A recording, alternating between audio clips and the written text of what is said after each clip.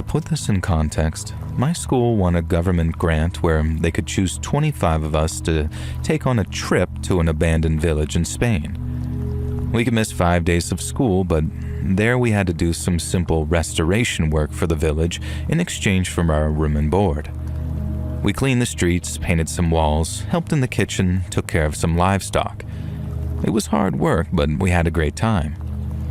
The village is called Granadilla in Càceres, in case anyone wants to check it out online, and the program was called Program for the Recovery and Educational Use of Abandoned Villages. And as a brief history of the town, it is located on the banks of a reservoir that flooded the town in the 1960s. The inhabitants who refused to leave drowned. Anecdotally, the old cemetery remains underwater today. The first night, the counselors who lived there during the camp took us to the new cemetery to tell us scary stories from the village. Ghosts, lovers who took their own lives in the old castle. We were all enchanted. Now, one of the counselors had even hidden behind the cemetery wall and would make noises and bang on the walls from time to time to scare us during the stories. Now, despite the scares, you could see everyone was having some fun. Suddenly, in the distance, a car appeared. It's a fairly inhospitable part of Spain, so the road had no streetlights. We only saw what our flashlights illuminated and now the headlights of that car. I remember the way the counselors looked at each other when they saw the car. Granadilla is far from any other town. There are no shops or houses nearby, and I think there was nothing for a 20-minute radius. That road only led to the town, and there were all of us who should have been there. 50 kids in total, us in another school, 4 teachers, and 3 counselors from the town. So who was driving at midnight on that road that leads to nowhere? The car drove very, very slowly almost to where we were standing. We all thought it was a joke from our instructors, but the truth is they were acting pretty good about it because we didn't see them smile or even break their temperament at any point. And they looked at the car in surprise and tried to continue telling the story. The car stopped near us, turned around, and went back the way it had come, disappearing again in the distance. We continued to giggle, thinking it was just a little skit to scare us. Now, a few minutes later, the car appeared again, but this time followed by another car. Both were completely identical, white, those old-fashioned cars that look almost square, and both were driving extremely slowly, tailgating each other as if in a parade. I remember one of the chaperones signaling to another if he knew who they were. Both shook their heads. The cars did the same thing. They got very close to us, waited a few seconds, and then turned back the way they had come. Some of the kids started asking them who they were, clearly a little nervous. The monitor who was inside the graveyard came out too, looking at the spot where the cars had disappeared again. No one seemed to know anything, and our teachers also started asking them if there were people hanging around here. And then for the third time, the cars reappeared. Now there were 3 of them, again identical. They did the same thing. They drove slowly, one behind the other, but this time they parked in a small gravel area at the side of the cemetery about 50 meters away from us. They turned off the engines, opened the doors simultaneously, and this is where I started to get scared too. And 3 figures, about the same height and build, got out and just stood there, staring at us. I say staring at us because that's what it seemed like. The truth is, I never managed to see their faces or any actual human features. My teacher then started telling us to stand up, and we all started following the counselors back to the village. Our teachers watched our backs and asked us to stay calm. I walked beside one of the teachers, and I heard a counselor tell him, "This isn't our business anymore. That would be out of line with the kids." When we arrived at the village, the monitors closed the gate leading into Granadilla and asked us to remain calm. The village is walled and the only access was that one which was already closed. Whoever the cars were, we were already out of their reach. I remember how scared some of my classmates were when they went to bed that day. A couple of them even cried next to their teachers who assured them that it was definitely just some prank. However, no one seemed to believe this theory. But surely if it was a joke, it was a very nasty one. Still, we were able to enjoy the rest of the week without any more scares or strange people hanging around. In the village, no place had been built for the kids who went camping there to sleep, so we stayed in the old houses of the inhabitants. Those that had 2 rooms had been emptied to make room for 12 beds in each house for us, 6 beds in each dorm. And we had a great time, worked hard, and explored every corner of the place both day and night. We arranged fake weddings, snuck out to stargaze, and bothered the cattle at night. You know, the kind of things that 16-year-olds do when they have a town all to themselves for a week. And by the time we reached our last night there, we were all exhausted. Some had barely slept in a week with so much hustle and bustle, and the physical labor that we were doing during the day was clearly starting to take its toll on our spirits and bodies. So when we finished dinner that night, almost all of us kids went home. We know that some of them did stay and chat with the students from the other school, but around 1 a.m., the whole town was quiet. It was easy to hear anyone who had skipped bedtime because our room had a large window that we left open at night to let in the fresh air, and consequently, any noise from outside. Nothing could be heard outside that night, though. I couldn't sleep, which is something that happens to me a lot when I'm excited about something. I'd had a great time, so much so that I seemed to have forgotten about the car incident from that first night. I'd met some great people and I'd loved working in the village, so even though my colleagues were already asleep, I was still thinking about everything we'd done. And that's when I heard the door downstairs open. It's an old door, one of those heavy ones that drag on the wooden floor when opened. It's impossible to be discreet. I was surprised to hear it open because I hadn't heard anyone pass under our open window. I assumed they were our teachers trying to figure out if everyone was already in bed and resting, or trying to catch the guys who usually tried to sleep with their girlfriends while camp was going on. Now anyways, I was surprised because they had never come to our house. We had never made any fuss about it, and honestly, we were usually so tired that we turned off the lights pretty soon after dinner. Whoever was downstairs slowly started to climb the stairs to our room. On the landing, there were 2 doors facing each other, the one belonging to the girls from the other school and ours. The wood creaked beneath their feet as they walked very slowly. So slowly that it was strange, and I lifted my head from the pillow to see if any of my friends were also awake and listening to the same thing. However, they all seemed to be asleep. The person reached the first floor, the bedroom floor, and paused for a moment. And then they began walking slowly toward our room. The door we had was as old as the house itself, and it didn't fit properly with the frame, and because of this, there was a gap of about 5 centimeters between the bottom edge and the floor, through which light was leaking through. The person was acting so strange that I sat up in bed trying to hear something. I looked at the doorway and saw 2 feet standing there. And the strange thing was that they were so close to the door that it seemed like the person behind it was leaning completely against the wood. I saw the handle move, though the door didn't open.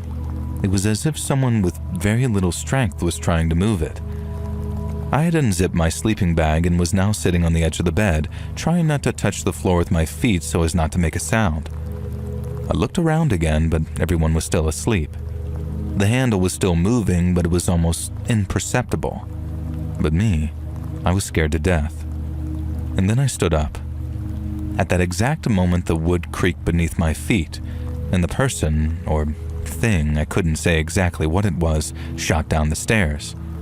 The strangest thing was the speed at which it did it, a sort of superhuman speed that made me shiver, and I remember going extremely cold and feeling paralyzed. Every step that thing took on the wood up the stairs and then down them sounded like it weighed 300 kilos, putting all its weight into each step. It seemed to have been running for its life going down those stairs due to the strange speed that to this day I still can't recreate. When the person reached the floor below, they slammed the door so hard it made the walls shake. I couldn't move. I just stood there, still in the same place that I was, just trembling with fear. The strange thing wasn't that someone had broken into our house. It could have been any kid, any teacher, maybe someone trying to play a trick on us. The point was that no kid or adult could have run that fast, making that much noise down those stairs, nor could anyone slam the door, which felt like it could have been heard all over town. And even though I waited a moment to try and listen through the window, no one seemed to be outside.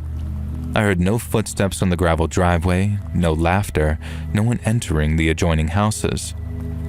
I woke my classmates up crying and told them what had happened.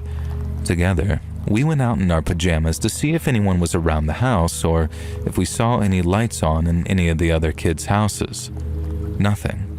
And we even went to our teacher's place to ask if it was them, but they were also in pajamas and very clearly sleepy. I don't know how many times I've told this story, how many times I've gotten goosebumps remembering it.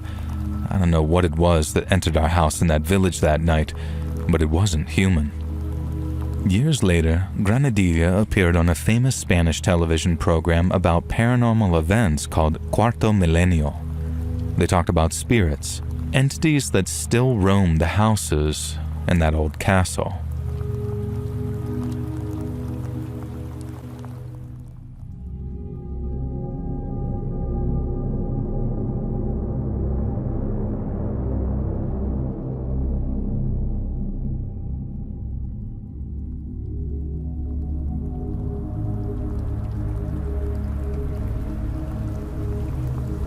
So I was at a Halloween party back in 2001, and it was the craziest night of my life. I'll never forget it, even though I kind of wish I could. I didn't really know anyone there apart from the girl who had brought me, because we were kind of hooking up at the time. She was a bit of a hood rat, and so were her friends. And when we got there was one chick just passed out on the front lawn, her skirt hitched up to reveal her underwear and just sleeping out there with no shame. But what the hell, right? I'd seen worse at frat parties. Now, little did I realize that this sleeping beauty would become the beast of my Halloween. And an hour or so had passed at that point when we were all inside dancing and having fun and enjoying life. And then suddenly, the sleeping psycho comes crashing into the house, screaming that she just had a prophetic dream that the punch had been spiked, with strychnine of all things. And then her eyes lit on me. She pointed and started screaming. I was the one. I was the stranger among them. I'd spiked the punch and was trying to enact some type of apocalypse prophecy. And I'm just sitting there like, no? But for some insane reason, half the party started to turn on me with some sort of suspicion. And someone yelled that they thought the punch had tasted a bit strange, and another person had shouted that they'd seen me pour something into the bowl. Of course, none of this damn crap had actually happened. I'm not Jim Jones. I was just there for a good time, but half the party didn't seem to be having it. And then the other half decided to come to my defense, and of course this was all insane. It was just Glenda who was always making up conspiracies and did actually have mental problems.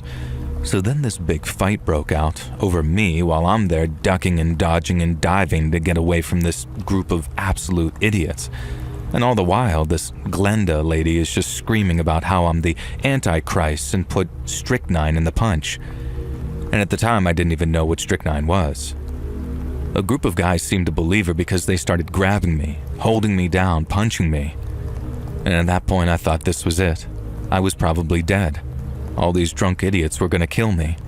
I even tried to fight back, but it was at this point 5 versus 1. And then some other group of guys attacked them, and at that point it just gave me a chance to get free. And I ran like the wind, jumped into my car and just hightailed it out of there. I didn't give a crap about the girl who invited me. They were her psycho friends.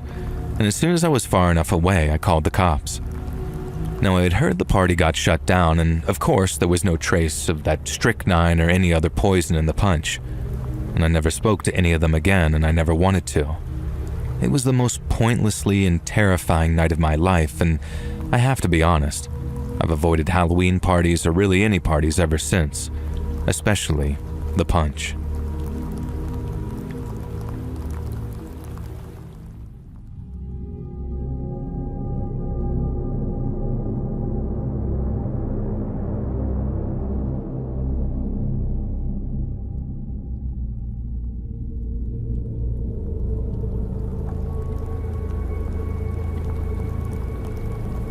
So long-time listener, first-time submission. And I noticed a lot of them are longer form. Typically, I tell these two events separately, but they take place so close together, and they're so similar you might as well make one long story. Now, the side effect is that by the end of it, it's probably going to sound pretty far-fetched. A bit too much for some people, but I assure you, everything you're about to hear here actually happened to me. So I might as well start from the very beginning then. This all takes place in the early fall of 2003, probably starting sometime in September, but a couple of weeks go by. So I'm a high school senior, but don't have any driver's license yet. And I don't remember what the inspiration was, but my best friend Mark and I were on an urban exploration kick at the time. We'd been to some abandoned houses and barns and stuff like that, and there was even this place called the Underground Gas Station right down the street from school. It wasn't actually underground. It was a concept design from the 70s where it was hidden from the road with a ton of trees rather than in-your-face signage. It was pretty cool, but it's townhouses now. We were getting bored with the obvious stuff out there. We needed a better target. And somehow I landed on this place in the general area called Little People Village. And this is where the chain of events really kicks off. LPV itself isn't integral to what happens later, but it's worth talking about for a minute. I think I found it on an urban legends or creepy locations website, the same kind that you'd find Dudleytown on and various abandoned asylums. You should still be able to find pictures of it online today. That last part with asylums does come into play later though. Now anyway, the legend behind LPV was that it was this crazy artisan who built a tiny intricate stonework village in the woods. It also had an ominous stonework throne that felt out of place, like he was the ruler of the little people. And so the thing with the throne is that whoever sat on it got cursed and died 7 years later. Yeah, totally believable. Now the problem though, the description of the location for LPV was absolute trash back in 2003 from multiple sources. They were contradictory and vague, and it's much more accurate on modern sites. And that meant that we had a lot of ground to cover and locations to scout, which all does lead to Event 1, so just bear with me a second. Now eventually we found it several miles away from where we started. It's wedged in between the greenbelt next to a highway exit and high voltage power lines. Turns out it was a roadside attraction during the time of trolley lines and smaller parkways. The trolley line went defunct once the interstate popped up. It is quite creepy and you can see evidence of an old throughway. And yes, I sat on the throne. Now early in our search for LPV, a few exits further up that same interstate, we decided that this abandoned nursing home or hospice care complex was a fine alternative to turning up empty-handed on our main quest. Now the side quest it is, I guess. Ironically, we went here far more times than we did LPV, way easier access, and I'd say the two of us probably hit this spot over a dozen times easily before the spot got too hot. And the encounter that I'm about to get to was somewhere in the middle of all of our visits. But first, a bit about the complex layout. There were a few buildings that were not connected, so I'll just talk about the main one where this takes place. It's shaped like a T, or that Tetris piece, with a central hub of sorts on the ground level. It's 2 floors with a basement. Each of the side wings have a stairwell, and the central one had the non-functional elevator. The only way into the building was from a busted-out window on the side of the basement. I hated that basement. It gave me the creeps, man, and you get dumped in from the window into this huge open space with a piano, a stage, and these creepy murals on the wall. And they reminded me of the murals that you would see in Cold War-era communist Eastern Europe. The place had plenty of evidence of prior activity, mostly degenerate teens spray painting things, smashed stuff, and dead birds, and a couple of code browns and a few toilets, if you know what I'm talking about. Now, I never saw any squatter camps or used needles or anything of that sort, and the two of us explored every inch of that place. We knew all the nooks and crannies, the hidey holes, all of it. Oh yeah, there was this one room upstairs, though, and the floor was covered in what looked like dried blood. No, alright, on to the main event already. Now, Mark and I are in the central hub on the ground floor. This particular day, we brought our very realistic-looking BB guns along, and we were having a grand old time shooting random stuff that got left behind in the clean-out. It was all vandalized already after all, so who really cared? And now we had already been in there for a good 40 minutes and covered all the ground, mind you. Now, all of a sudden, from directly above us, we hear full tilt running to our left down that side wing. The person above us sounded like a tank of a guy, easily over 6 foot and 250 pounds, wearing some very heavy-ass work boots. Foolishly being teens with fake guns and Mark being a tough guy, we just looked at each other and ran to either stairway. He went down the hallway to the one that we heard the running in.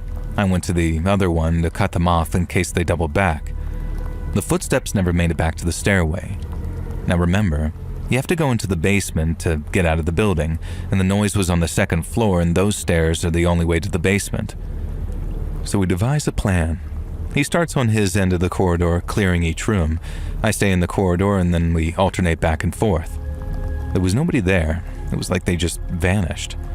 A big guy like that ain't gonna fit in a hiding spot somebody my size can fit into. And we all knew the spots no matter what size you were. The only conceivable place we didn't search too hard was the ceiling, but it was a drop ceiling and there was no way that it would support someone that size.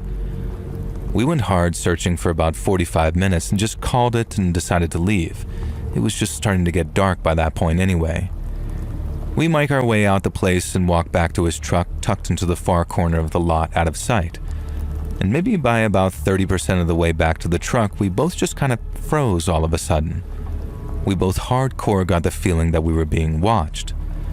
Without saying a single word, the two of us simultaneously turned around slowly. In the second floor corner window by the stairs, there's some type of disembodied head looking straight at us out the window.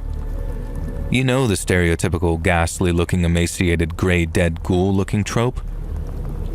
I could keep describing it, but I think that gets the point across.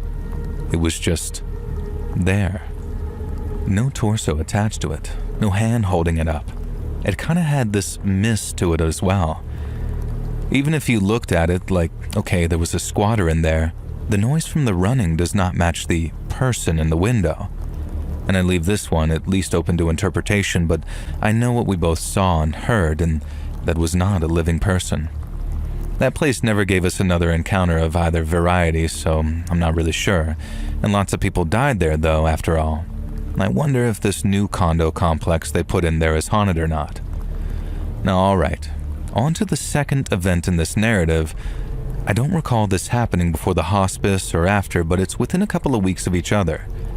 Remember when I mentioned asylums? Well, here's one for you. This one was tucked back maybe half a mile down a service road in the woods connected to a busy highway overpass and exit that was next to our local mall. Rest in peace to the mall these days. Now, the backside of the complex is rather large, a trap rock ridgeline connected to this awesome state park, and one side is the highway.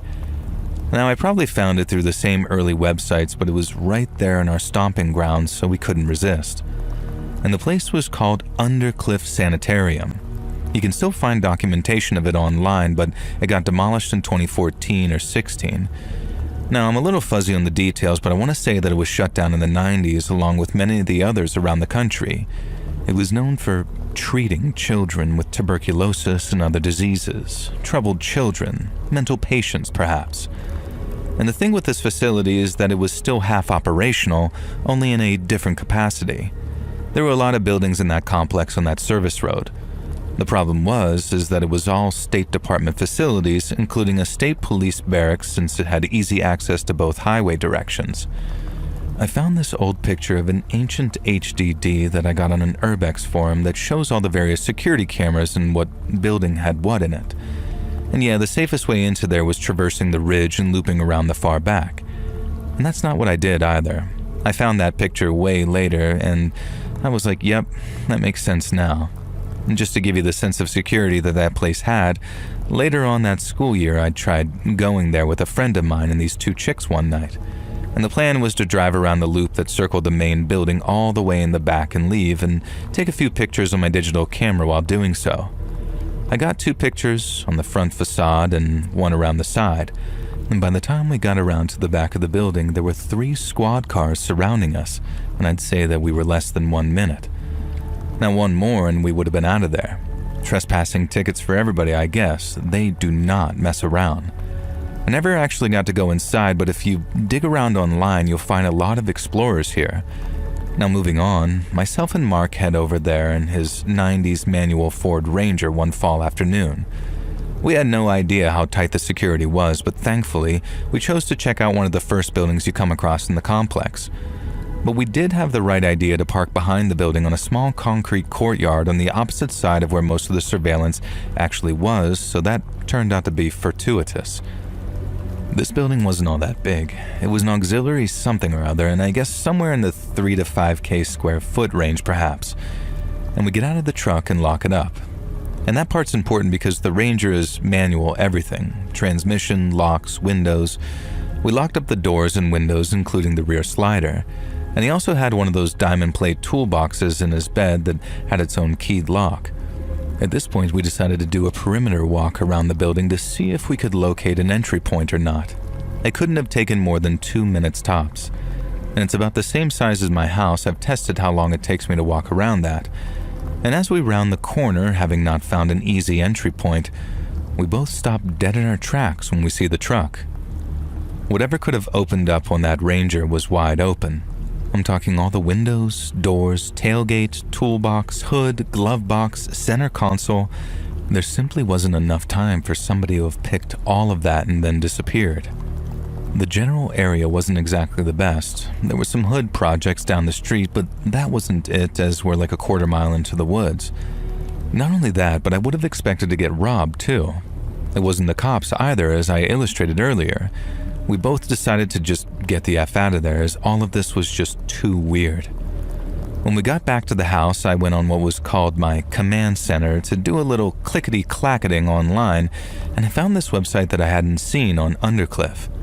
You can still find this info up today, and upon reading the site that afternoon, I had my holy crap moment. There were some stories on there, man. One of them was exactly what happened to us like an hour prior, to a T. And I'm thinking, dude, come on here. You have to read this.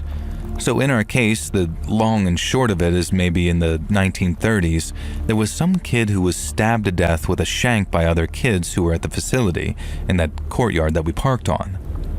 I think the accounts mentioned mischievous activity in that area for the most part. And once I found that picture with a security detail that had an aerial view of the complex, I confirmed that the building we parked next to would be the only one that fit the story in the facility. It's a shame I never got into the main building before they demolished it, and I'm sure that if I had, I probably also would have experienced some of the stories that are centered around that building. And so after all of that, you can see how this sounds kind of outlandish, right? Such a short period of time and 2 significant paranormal encounters. Yeah, okay, but as I mentioned in the beginning, I swear this is all true. And for what it's worth, it's not like I see stuff like this all the time, but I have experienced a handful of other paranormal encounters. They were all not only very different styles, but at very different points in my life, and I actually lived in a haunted house until I moved for high school. Now, I tend to err on the side of a skeptic, but I know what I've experienced and I've never hallucinated in my life. I know a man's word on the internet doesn't mean much, but I've had other witnesses in every case, so don't just call BS.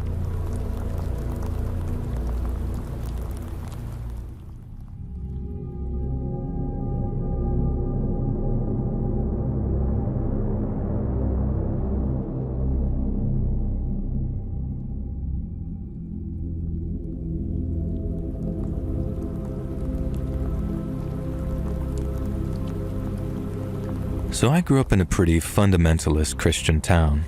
Now I know what you're thinking. Christian communities like that get kind of a bad rap.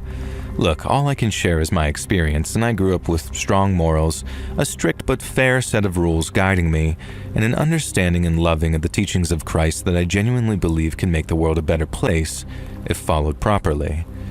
Now I'm not here to have some theological argument though, but I want to set the scene that I lived in a very traditionally churchy town. I still live there now, and I'm proud to raise my kids here, and that's all I'll say. No, I'm not here to convert anyone else. Free will means that you can believe what you want. That's the beauty of it. But it is important to the story that you understand that from a very young age, I had a strong, willing faith in Christ that I and everyone around me celebrated.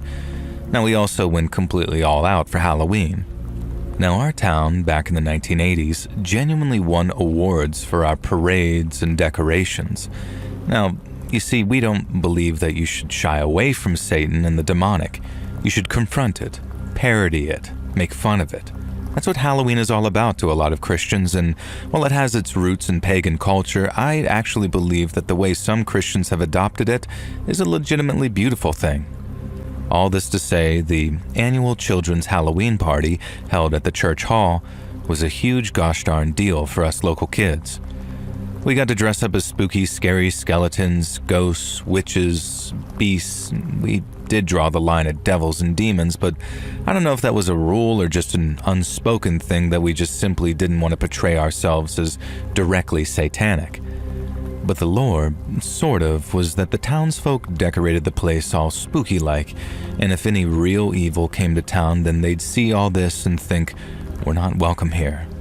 We knew it was all metaphorical and silly and a chance to let loose, but I think it was a genuinely nice lesson that our town elders came up with. Halloween was a Saturday that year. I was dressed as a vampire. My buddy, Billy Ukes, decided that he had to go as the Ultimate Warrior from WWF, and it was called that back then, so that brought on a few chuckles. Now, Sally Simpson was a witch, but the good kind. Sammy Hall was a classic skeleton, and you get it. The party, which, as I mentioned, was being held in the church hall, had some sandwiches, little cakes, party rings, jelly and ice cream, and everything a kid's party would actually have. It was decorated with paper bats and pumpkins, and there had even been a pumpkin carving contest that the mayor of the town, who I'll call Mr. Watkins, was going to judge later in the afternoon. And the event was mostly for the kids, but a lot of the adults attended too. It was a real community event. Now, I remember Derek Rogers, the then owner of the local bar, his son still owns it to this day, carried around this sound system down to the church hall and acted as a sort of DJ, playing classic Halloween hits like the Monster Mash and whatever other Halloween songs might have existed back then. I don't really remember too much about the music because Derek Rogers didn't get too far into his set before, I'll just call, the event happened. Now, we were all dancing and jiving and having fun in the middle of the church hall when suddenly, out of the blue, there was a huge crash and an explosion of stone and wood. People started screaming and running away from the direction of that sound. Me, I was just sort of standing there, frozen like some fool. A gosh darn truck, complete with wicked-looking metal roll bars on the front, had just crashed through the side of the church hall. I recognized the truck. It belonged to the handyman that I'd seen around town recently, and he was a newcomer, and we all noticed newcomers. I'd heard my mom and pops talk about how he spent almost all of his spare hours, when he wasn't doing odd jobs for cash, praying in the church. Nobody really knew where he lived, and they said maybe he just lived in his truck. He yelled at me one time when I'd been walking past his truck parked on the sidewalk where I was painting Widow Young's front porch. And he told me to get away from his goddamn property, and he knew what us young spawn of the devil were like. And he used language that I don't think no God-fearing man should actually use, especially to a kid, but I figured God must love him because he had a cross tattooed over his heart, which you could see when he was doing his labor. Now, though, he was leaping out of this truck, stumbling over the debris, and pointing at us kids. In one of his hands, he held some rusty tire iron, and I can't remember what he said word for word, but it was something like, "Spawns of Satan, little demons. I knew you were infesting the town with your effing evil, your goblins, and I can see through the masks you wear, and you're all gonna die." Of course, this made most of the kids start screaming, crying, running to their parents at the back of the room, and everyone was still a little shell-shocked from the truck coming crashing through the church hall wall, and most of the kids were younger than me and my friends. We were 8 and 9, and most of them were 5 or 6-year-olds. Now, my protector instincts kicked in at that moment, and I spat out my little vampire fangs that I was wearing, which were annoying as heck anyway, and I definitely yelled at this handyman, "We ain't no evildoers, sir. We love Jesus just like you do." I might have been a little delirious given the situation. Then he said something I did not expect.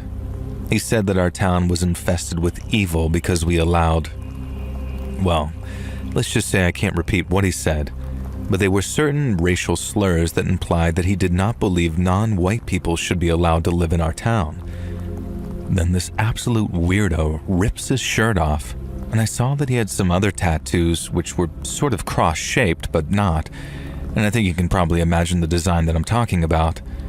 So there I was, an 8-year-old kid facing down some racist who represented everything that I and Christ himself stood against. My little hands balled up into fists, and this handyman stared at me, totally fixated on me as he took one step towards me, and then another. I heard the sound of a gun being cocked, and then another, and then another. 7 of the adults had finally arrived on the scene. White, black, Latino, a multicultural mix of the beloved members of our community, our loved ones, the people this hateful man who'd risked killing a group of kids had decided were evil. One of the folks was my own dad. He put a hand on my shoulder and gently guided me behind him, whispering that I'd done good. And 7 guns were trained on this guy. I prayed to God, prayed harder than I ever had in my life that he wouldn't be stupid enough to charge at them and cause a firefight. I said the prayer, first under my breath and then louder and louder. "Jesus, forgive this man," I said. My mom had run up from behind and was trying to drag me away in case things did get violent, but I kept praying. And this handyman raised his tire iron, and he seemed like he was going to charge them. And then a gun went off. It was my dad's gun. And Dad had never been a good shot until Carl had always teased him for it, and to this day, I don't know if Dad's aim was true or off the mark, and he claims that he hit exactly where he had wanted to hit. And that bullet hit the handyman right in the hand holding the tire iron. Immediately, he dropped the weapon and began howling in pain. Dad just kind of stood there, frozen, while the other gun-toting townsfolk ran in, kicked the handyman's legs out from under him, and then held him forcibly at gunpoint until the sheriff's backup finally arrived. This handyman was arrested, charged, and sent to prison upstate. Now, I don't know exactly what the charges were brought on him, and I don't really want to know. All I know is that I attended a Halloween party where a deranged, misguided soul almost drove his truck into us, and then in my opinion, we avoided any loss of life or serious trauma thanks to the love of Jesus, the bravery of the townsfolk, my defiant inability to back down, and most importantly, we were saved by my dad's absolutely abysmal aim. And this was near 40 years ago, and the old man's still around. He still can't hit a barn door with a banjo, and honestly, I wouldn't have it any other way.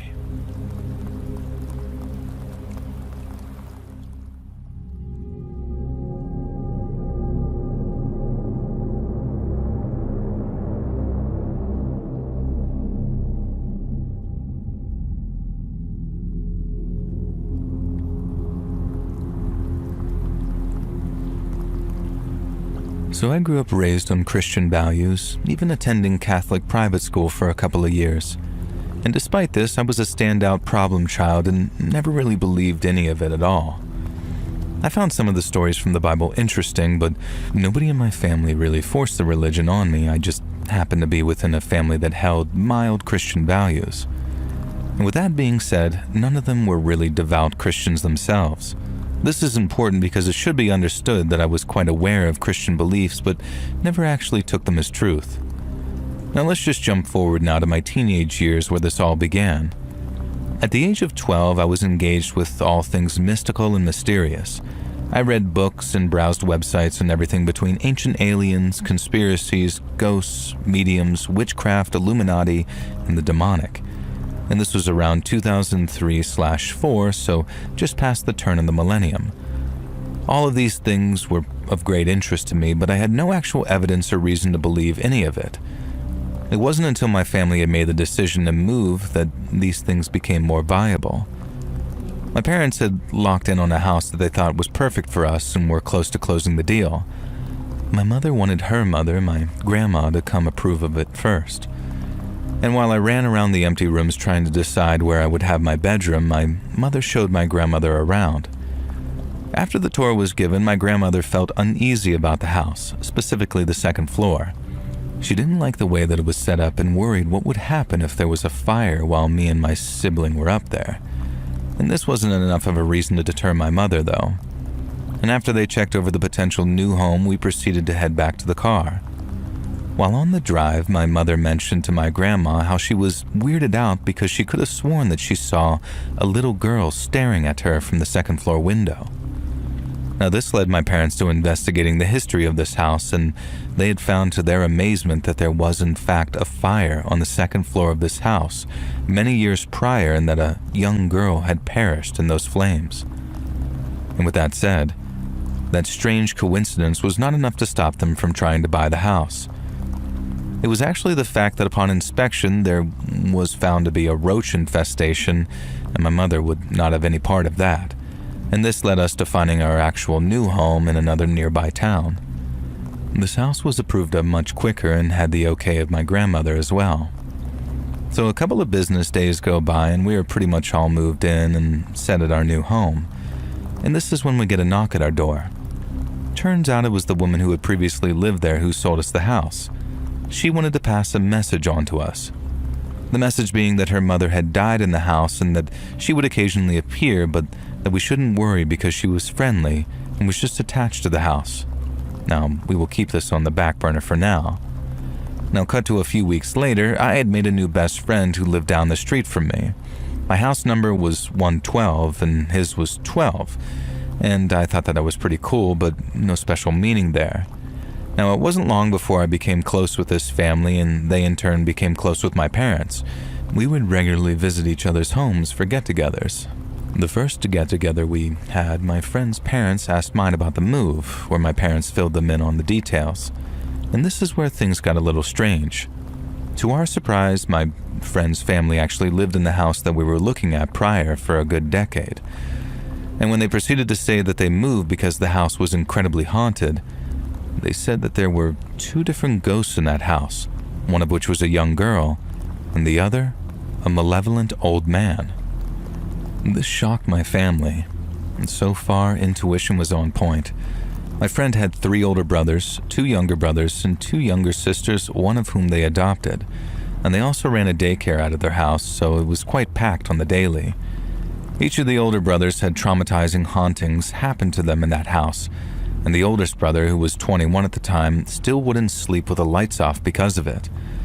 And this was the first point in my life where I've seen multiple people confirming and agreeing upon spiritual activities in a real capacity. Now let's jump forward to about the age of 14. Now, following my same interests, I was fascinated with the ideas of ghosts and spirits. I wanted nothing more than to interact with them in some way or another, but despite the past mentionings, I myself hadn't seen one single shred of their existence.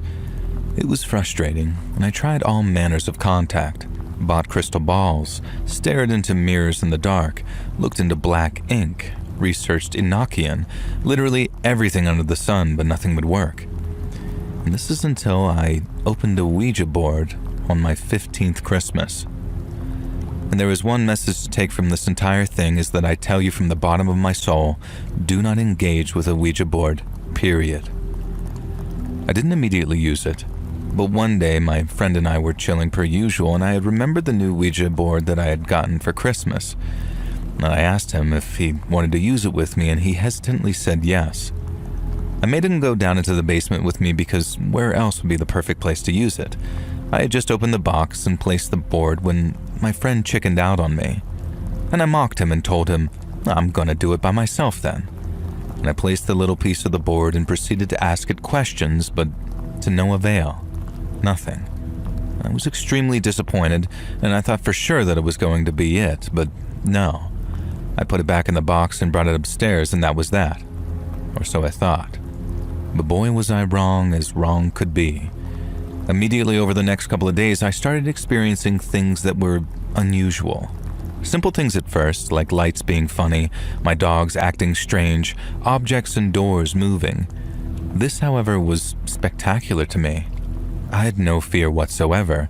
If anything, I was extremely excited and more into the occult than ever. I thought that this is it, what I've been waiting for, paranormal activities. And these types of things continue for the next couple of years steadily. And then it finally happened that I saw my first ghost ever. I was 16 at this point, and I had been making my way from the kitchen through the dining room towards the living room. And while I was gapping between the kitchen and dining room, I had seen what I thought was my mother walking towards the kitchen from the connecting hallway. I took note in my peripheral of her pink dress, which threw me off a bit because my mother normally doesn't wear such a thing. It wasn't until I made my way through the dining room to the living room where I had seen my mother and father sitting on the couch watching a movie.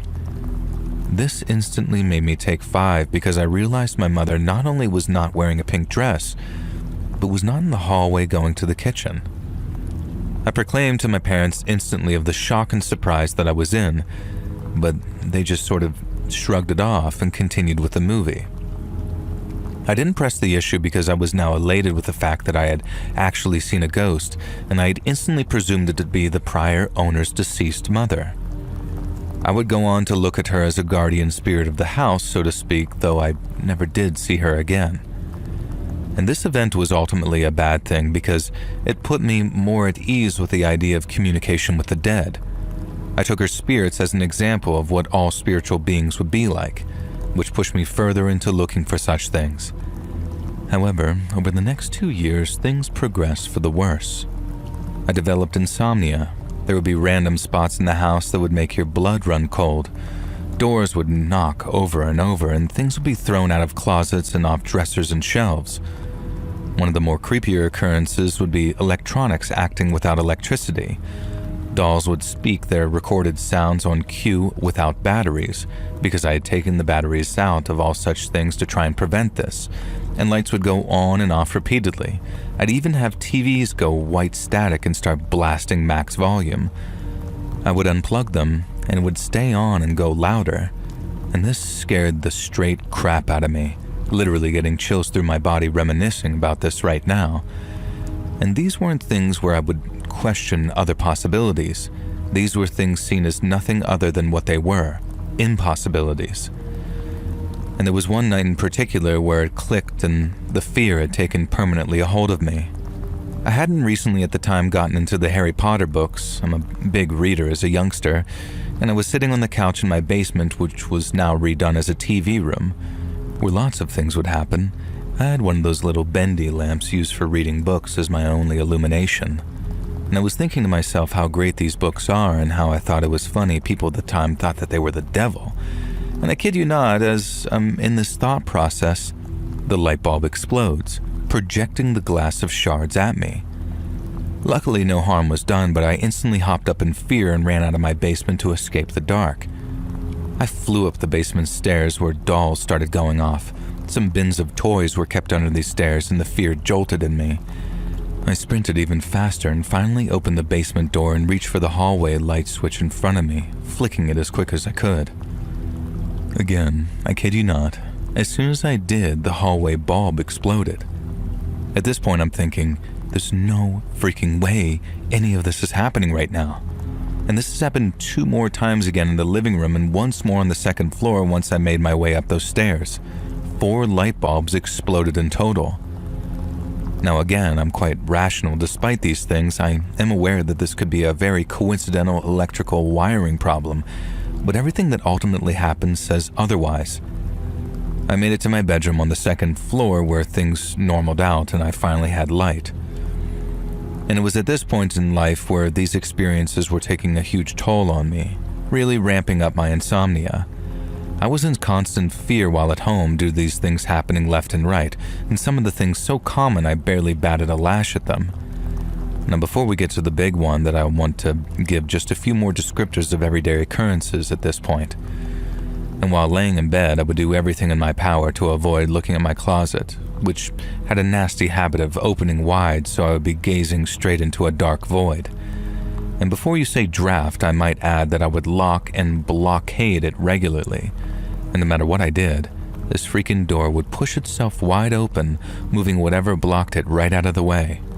And it got so bad that I tried bargaining with it, telling it it was free to do what it wanted as long as it wouldn't open on me while I was trying to sleep. I'm 33 now, and I tell you as a well-rounded adult that this was not mind tricks. And it's not every night, but quite a few of them, I would feel things crawling beside me onto my bed.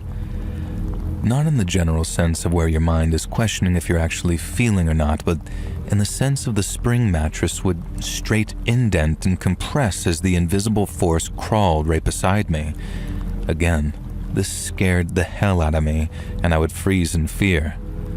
And the last occurrence that I would see all the time affected other people, and due to my sleeping problems, I was always the last one to fall asleep.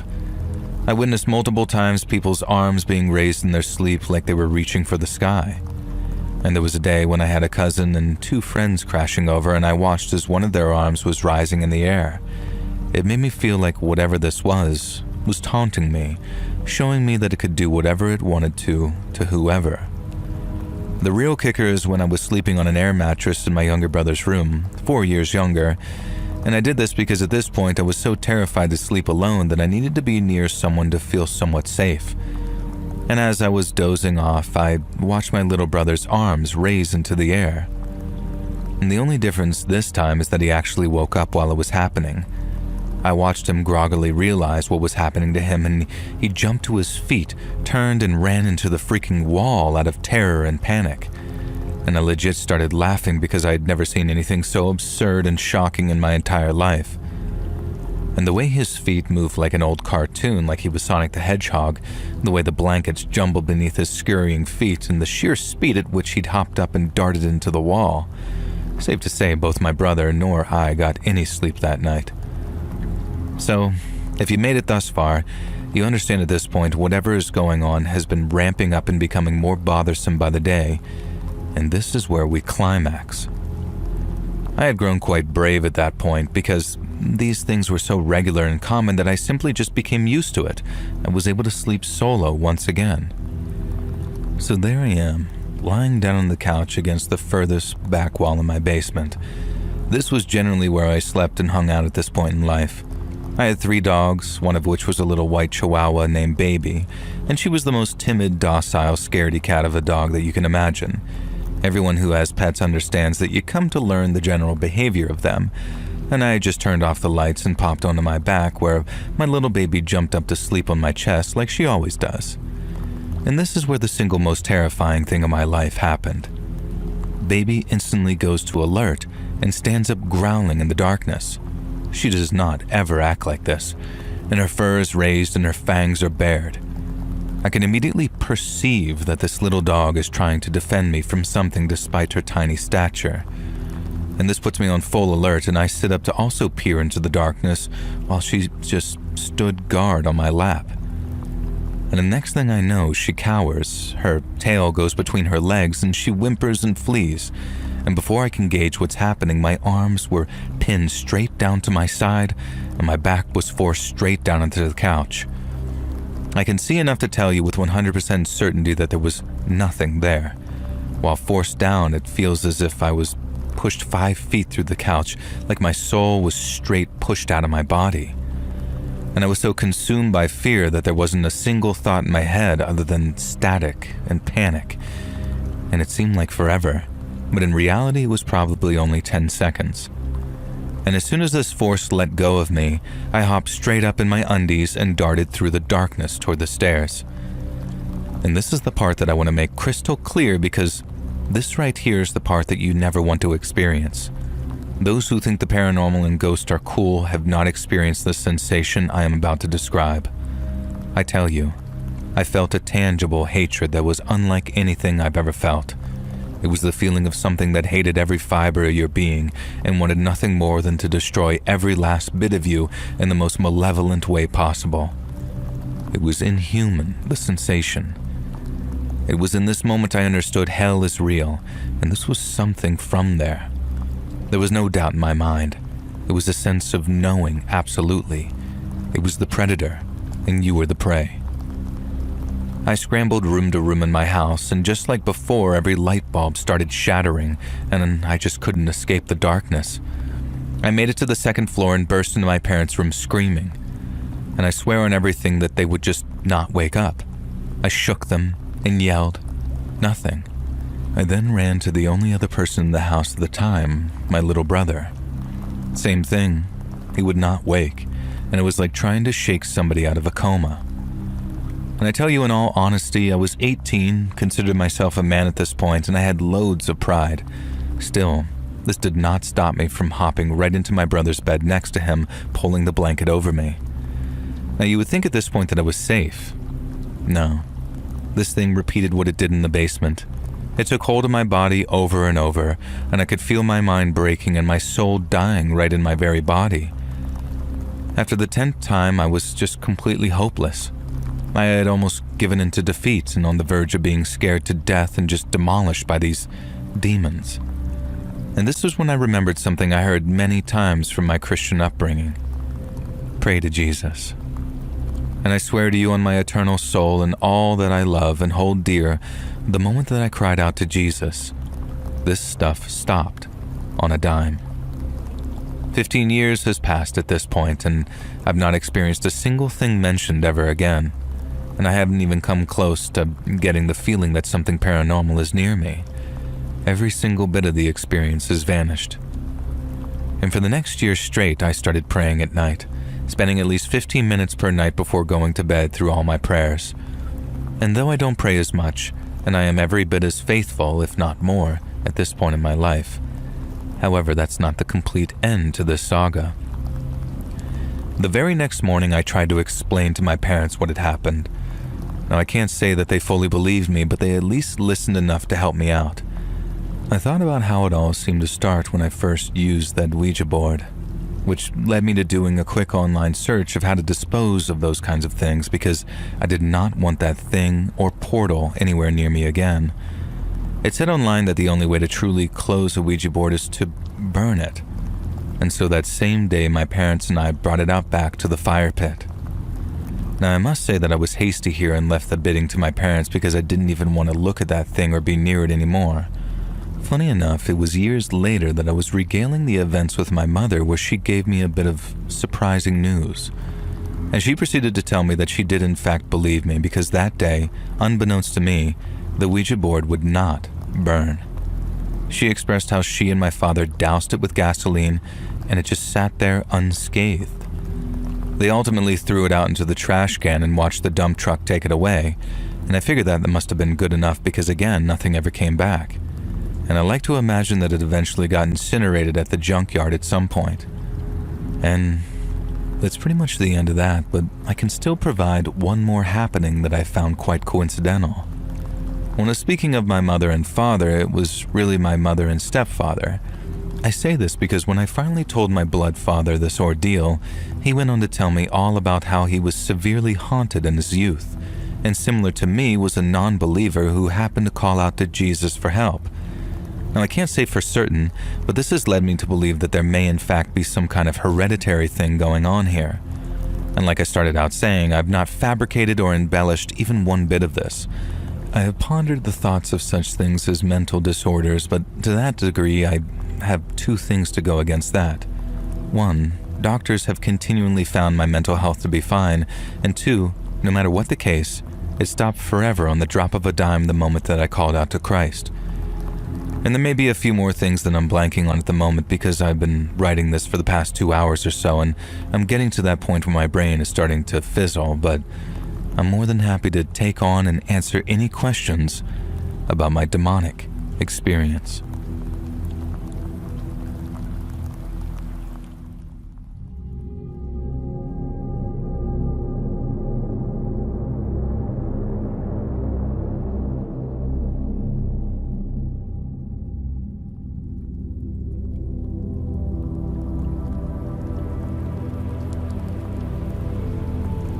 So some people have some pretty weird triggers. And back when I used Twitter, I'd see people listing things like Fall Guys or baked beans or happiness or Dream the Minecraft YouTuber as trigger warnings. Okay, maybe the last one is fair, but I used to kind of roll my eyes and think, how did these people actually manage to make it through life, being triggered by the little beans from Fall Guys? And then I developed severe PTSD from Elvis Presley, and I understood. Okay, yeah, maybe I am being a bit goofy here, but it's just to mask the pain, really. I genuinely do become a sobbing, quivering wreck if I look at Elvis Presley too long, or worse, an Elvis Presley impersonator. I'm not even exaggerating either. It began when I was invited to a Halloween party with a specific costume gimmick. That gimmick? Freaking Elvis. Entrance was $5, or if you came dressed as Elvis, you got in free. I did not have an Elvis costume, so I just paid the $5 entrance fee, and I'd say about half of the partygoers skipped the Elvis nonsense too, but that still left 30 or 40 poorly conceived Elvises who had not left the building. And I'm not great with super tight crowds, and the party was way busier than it should have been. It was held in someone's house, and I don't think they realized the draw that the Elvis gimmick would create. There were men trying their best to be the king. There were goofy Elvises dancing in their blue suede shoes. There were sexy Elvises, both female and male, and I even saw one girl using the anonymity of her Elvis mask to repeatedly flash her breasts. And I was glad that I'd shown up in sensible jeans and a strappy top. I can't go wrong with being boring, and I'd gotten a ride with a friend who doesn't drink, so I helped myself to a beer from the keg. I needed it to deal with the ongoing atmosphere. Oh yeah, I forgot to mention, as part of the Elvis Ween, guess what singer was playing constantly on the stereo? Absolutely no break from Elvis's greatest hits, playing on repeat via Spotify. And even after my first drink, I was deeply regretting being there, but my friend had wanted to come and she really loved Elvis. And when I decided to get my second drink, a short female Elvis stumbled up to me and handed me a red plastic cup of beer. She mumbled something about suspicious minds and sort of staggered off. Now, normally I would never accept a drink from a stranger, but even with the Elvis costume, I recognized her as another friend from college. Little did I realize that she wasn't saying suspicious minds, and she was trying to tell me that the drink was suspicious, and could I get rid of it for her. After the events of the party, I asked her why she handled it this way, and she could barely even remember. She said that she was drunk and scared that there was an Elvis who wouldn't leave her alone, and she was worried that her drink was spiked. Of course, being the buzzed idiot I was, and having sensory overload from so much Elvis, I just downed that drink. And I don't think it was roofied or anything. I've been roofied before, sadly, and it didn't feel like that. But there was something in that drink. Something that almost immediately started giving me a headache and the sweats. I started looking around for my friend, trying to tell her that I needed to go and that I really didn't feel good. And that's when I saw him, the most realistic-looking Elvis at the party. He didn't wear a mask. His hair was styled in a pompadour, and he wore Elvis sunglasses and that white rhinestone suit that made the king so famous. And there was only one man that I knew who could look that much like Elvis without actually being Elvis. And remember when I said that I'd been roofied before? Well, I'd been roofied by my ex-boyfriend a year before, and he had that same baby face, that same dark hair, the same build, everything. This was him. The Elvis staring at me across the room was my ex-boyfriend Rodney. I'd had to take a restraining order out against him. I was never able to prove that he was the one who roofied me, but he became what they called a fixated individual after I broke up with him, a complete and utter nut job. And now here he was, dressed as Elvis, watching me from across the room. And I know he was watching me because he did that thing where he used his two fingers to point to his eyes and then to me as to say, "Hey, I'm watching you." And I darted into the other room looking for my friend. Where the hell was she? I squeezed through the crowd, shoving lesser Elvises left and right, and people started yelling at me, telling me to watch it. And I could feel evil Elvis's eyes on me. And sure enough, when I looked around, there he was, slowly walking through the crowd like Michael Myers or some crap, but a perfect depiction of Elvis. I ducked into another room. What was this house, I thought? Why were there so many rooms and so many people dressed as Elvis? Was this even real? Or the drugs from the drink playing havoc with my system? I couldn't really tell in the moment, but I knew that I had to get out of there. The Elvis was still pursuing me, and I tried to tell myself that it was just the drugs and alcohol, but he was slowly following me. And I think that I must have just kept looping around the house, barely coherent because he always seemed to be there. Eventually, I found myself outside in the front yard. More Elvises milled around and music was playing from some type of outdoor system. I turned to the front door and evil Elvis stood there. There was no mistaking it. It was my ex-boyfriend, Rod. He had this sort of knowing, smug grin on his face that was so familiar to me. The terror of him catching me was unspeakable. And then, despite pursuing me slowly for most of the night, he just suddenly leaped down the porch steps and came running directly at me. His sunglasses stayed on his face, his Elvis sideburns obscured his features somewhat, and I was certain it was him, though. Why else would he be charging at me? I was confused, but I screamed, I turned to run, and my legs just gave out from under me. This evil Rodney Elvis was on top of me, grabbing at my hair and my clothes, and I have no idea what he had planned. It was like he was trying to just strip me naked, there on the front lawn in front of numerous other people. Rodney always was some complete psychopath, especially when he was on coke or some other drug, which was often. Thankfully, the crowd didn't take kindly to an Elvis Presley impersonator trying to violate me out front. The biggest, fattest Elvis I'd ever seen came thundering along the lawn, and I later realized that he was wearing a fat suit as part of his costume, and the whole shtick was Elvis just before he died. At the time, though, the hamburger sticking out of his jacket pockets just made me feel like I was going mad, but I didn't care. Fat Elvis leaped the final distance towards evil Elvis, my boyfriend, my ex-boyfriend, and body slammed him so hard that the pair of them went flying across the lawn.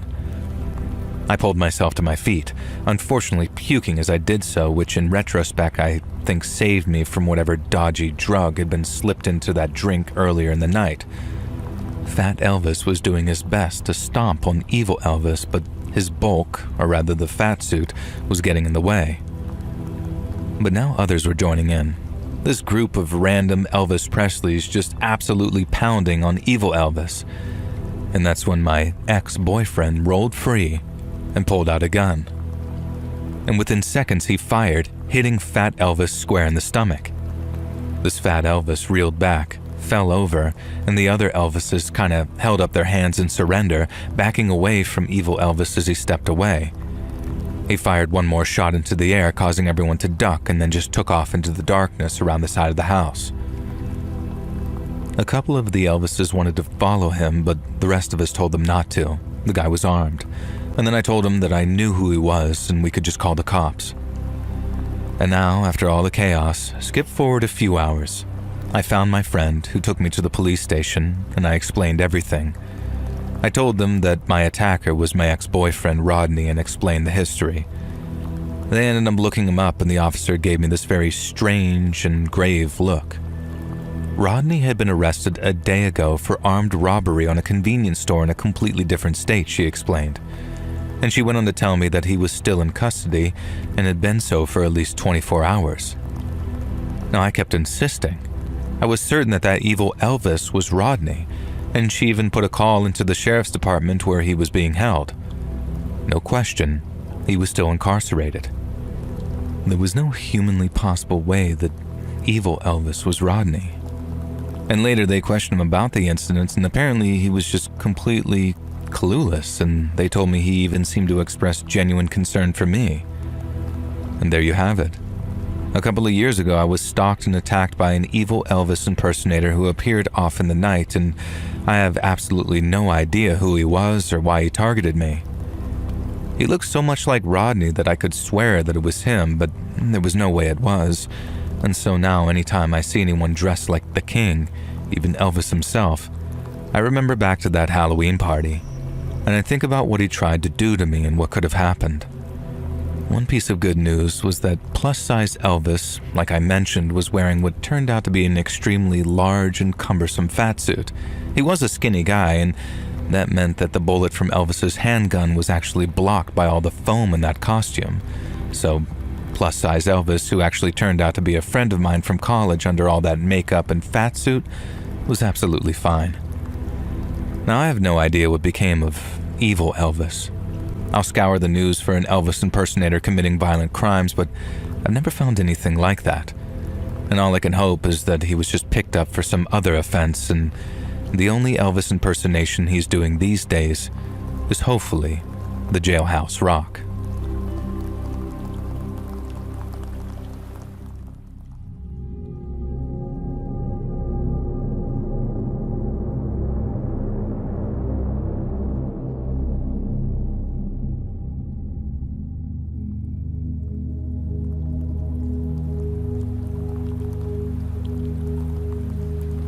For some reason, I never thought about posting my story here, and I've posted on YouTube comments before, and I think I've talked about it on my YouTube show before. But anyway, It started when I was 5 or 6, which would have been 1988 to 1989, and I would see what was called the Bloody Man walking up and down the stairs in my house. I can't remember his face. I'm not sure if it's because I never looked at it or he didn't actually have one. I just remember it would never be the middle of the night, but more like bedtime that this would always happen. He had a bandage on his head that was bloody and a hospital gown. I remember having a feeling that I knew this wasn't right, but I wasn't scared. I'm not sure if the lack of fear was due to being told not to be scared somehow, or if I was just so young that I didn't know how to be scared. Now anyways, this person that I would come to learn later in life, was my uncle. He had been beaten in the head with a baseball bat, came home, brain swelled in his sleep, and was taken to the hospital by the family in the morning, where he died several days later. Now this was August of 1982, and I was born in December of 1983. There's much more to the story, both his life and that night itself, but I'll hold off on that for now.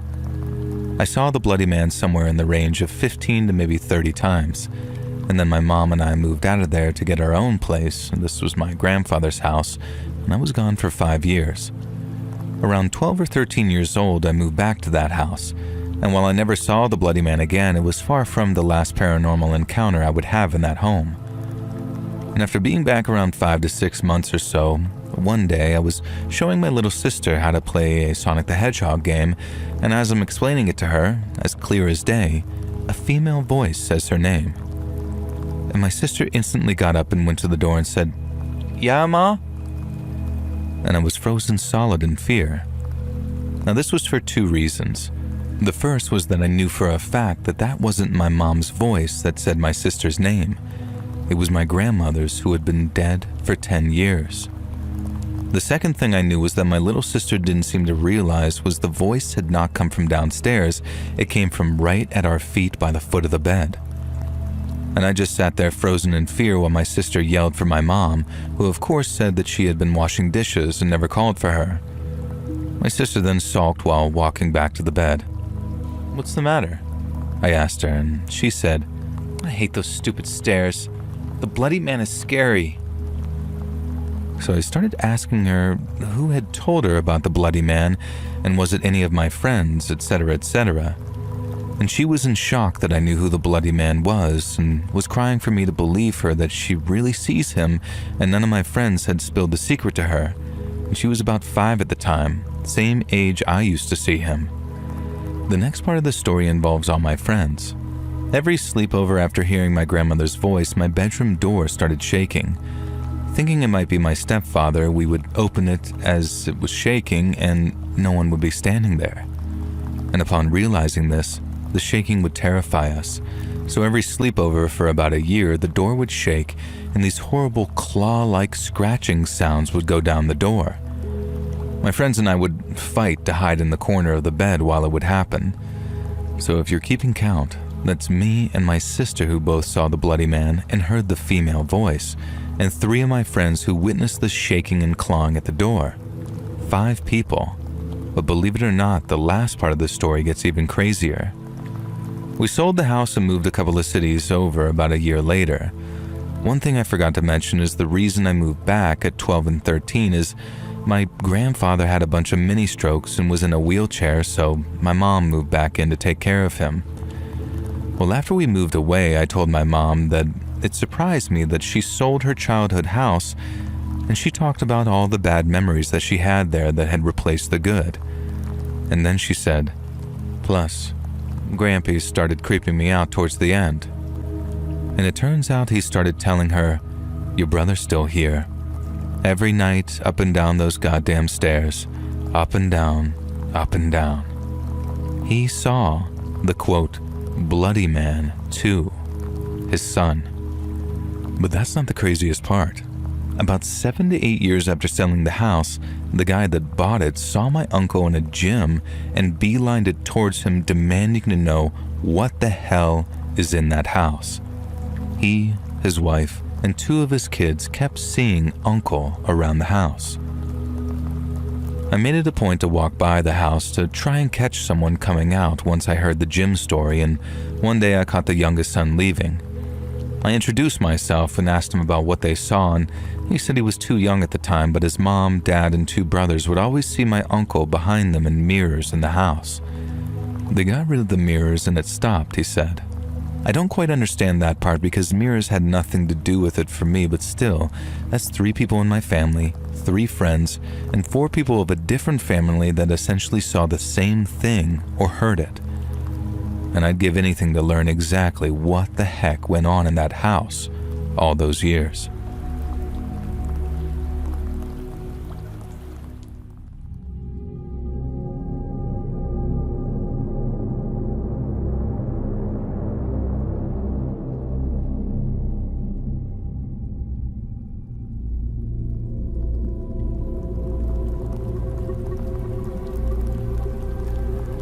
Now, to set the scene, most of us are Kiwis living in Australia, and we're an odd bunch. There's me, Chris, and Paul, and we're all from New Zealand, and we all moved over here together. And then we met Rocky, an American bloke who just sort of gelled with us and became the missing member of our quartet. But we were lads who loved to party.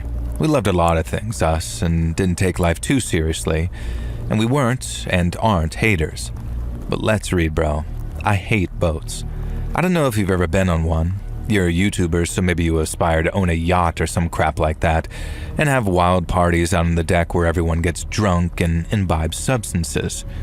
You know that Lonely Island song, I Want a Boat? It makes it look so much fun. Same as movies or shows where rich people go out on yachts and have a great time. Well, don't do it. It sucks. I didn't used to have a fear of open water, but I do now.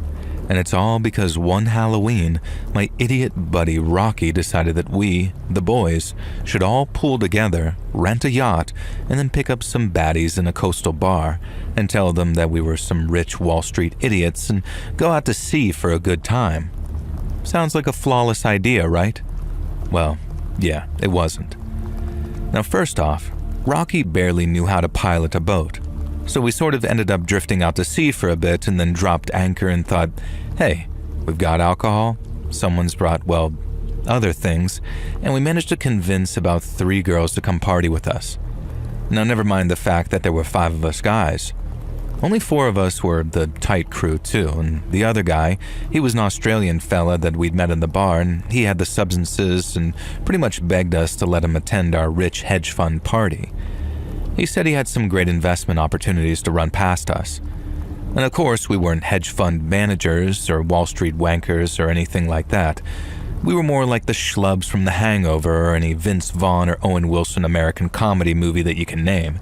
Just regular dudes who like to party, who like to try and usually fail hooking up with some honeys, and just have fun. We'd also blown most of our savings on renting this yacht for one day, and the deposit alone was completely eye-watering, which we would lose if any damage occurred to this vessel. And so basically the 4 of us were all a bit jumpy about getting too drunk or wrecked, especially when the Australian guy, who we'll just call Barry, started breaking out the baggies. We realized that Halloween fell on a full moon that year in 2001, and Barry got incredibly excited about this, doing nose candy and howling at the moon as soon as the sun went down. Now please just remember here, we were dumb guys in our early 20s, Barry was probably 35 and we didn't know him at all, and we just invited him onto a boat from which there was no real escape, and the guy was off his head on the powder. Now, me and my 2 other buddies, Chris and Paul, were making half-assed attempts to hit on the honeys we picked up, but they were more interested in Barry and his wild antics. Rocky, on the other hand, was absolutely freaking out, worrying about the deposit that we dropped on the yacht and then stressing in general. Eventually, he took me to one side while the others were getting drunk and high with weird Australian Barry. Rocky told me that he'd effed up big style, and a hell of a storm was heading right towards our location. That's fine, I said. We'll just raise anchor and sail back to the docks. We can't be that far out, right? And that's when Rocky tells me that he'd never actually dropped anchor, and the boat had been just drifting slowly further and further out to sea, and he basically just had no idea what in the hell he was doing. And it was almost nature or God or someone was playing a prank on us. No sooner had Rocky made this confession that the heavens absolutely opened up and heavy, freezing rain began to pound down on the boat. The girls ran under the cover of the bridge, but there was barely enough space for all of us to fit in the small interior sections of this tiny yacht, the best we could afford. Now, Barry, on the other hand, was standing out in the storm. Lightning was striking the water dangerously close by now, and choppy waves had begun rocking us back and forth. Rocky, Paul, and Chris were yelling at each other to navigate back to shore, and the girls were just screaming. Now, I'm not convinced they even knew how to plot the route back. How Rocky had managed to convince the rental company to even let us take the boat out, I'll never know that, but he was always good at bullcrapping his way through situations. But back to Barry, he was hollering and screaming about some sea witch, and I think he called her Shazanzi or something like that, and even 24 years later, I've never been able to find any evidence of this so-called sea goddess. Barry was imploring her to save us, and then he paused, as if listening for a reply. And this is when one of the girls said something to me that they'd seen Barry taking a whole bunch of LSD, at least 3 tabs. Great. So we had this mysterious Australian drug addict standing out in the storm, and holy crap, what was he doing now? He starts to produce a goddamn knife from the boat's toolkit and started carving a sigil into the wooden decking on the boat. Of course, Rocky's first thought was the goddamn deposit and how much money we'd lose, so he runs out into the storm and starts screaming at Barry. Barry cocks his head to one side again and yells that, sure, he'll do what Chazanay says. And then his face goes very serious, rain was hammering down, lightning striking, and he tells us that because it's Halloween and a full moon, Chazanay demands 2 sacrifices to release us from her domain. Now calmly, I ask him what he means by that, and he holds up the knife and makes a very obvious slicing gesture across his neck. I tell him, hey buddy, don't hurt yourself, and he laughs and says it's not him that Chazanay wants as a sacrifice. So I asked him who he wants, and he points to one of the chicks we brought with us, and then Rocky, the only guy who knows how to pilot the damn boat. So of course, I'm not about to let this high-as-heck Australian lunatic sacrifice any of us to his imaginary sea witch. The storm is closing in, and Rocky's doing his best to navigate the choppy waters before any real danger occurs. At least, any real danger besides the lunatic drug addict who's demanding that Rocky and the girl whose name I don't even remember anymore, but I think it was probably like Belinda, come out and fall on his blade in the name of Chazanay. And so I'm looking around in the pouring rain, trying to find a way to de-escalate the situation without getting myself stabbed in the face by this madman. I spy a harpoon gun on the floor, but no, couldn't. I'm not shooting this guy with a spear and having that on my conscience. He's drunk and on an LSD trip. He doesn't deserve to die. He seemed like a solid bloke before the sea witch sacrifice crap. Unfortunately, Barry saw me looking at the spear gun and decided to make a move for it, towards me with a knife.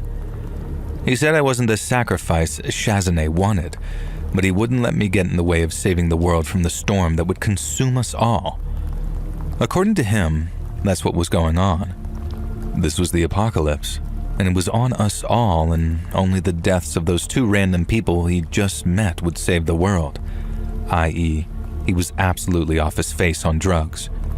And you know when people are absolutely off their face on drugs, they like to talk, at length. And boy, did Barry talk. So much in fact that he didn't notice one of the chicks was sneaking around to the side of the boat towards Barry. And I remember her name was Krista because we dated for a while after this, but I think it was just a situationship because it didn't really last. And I guess being held captive by a sea god worshipping nut job isn't the best basis for a long-term relationship. Now anyway, Krista had crept up behind Barry, who was waving this knife in my direction, and she grabbed some kind of pole which I guess was used to fish things out of the sea if they fell overboard. Now Barry was in the middle of some big rant about saving the world. Rain was hammering down, lightning was lighting up the sky, and then wham! Krista smacks Barry in the head with the pole as hard as she could. He staggers, and for a moment I'm not convinced that he's going to go down.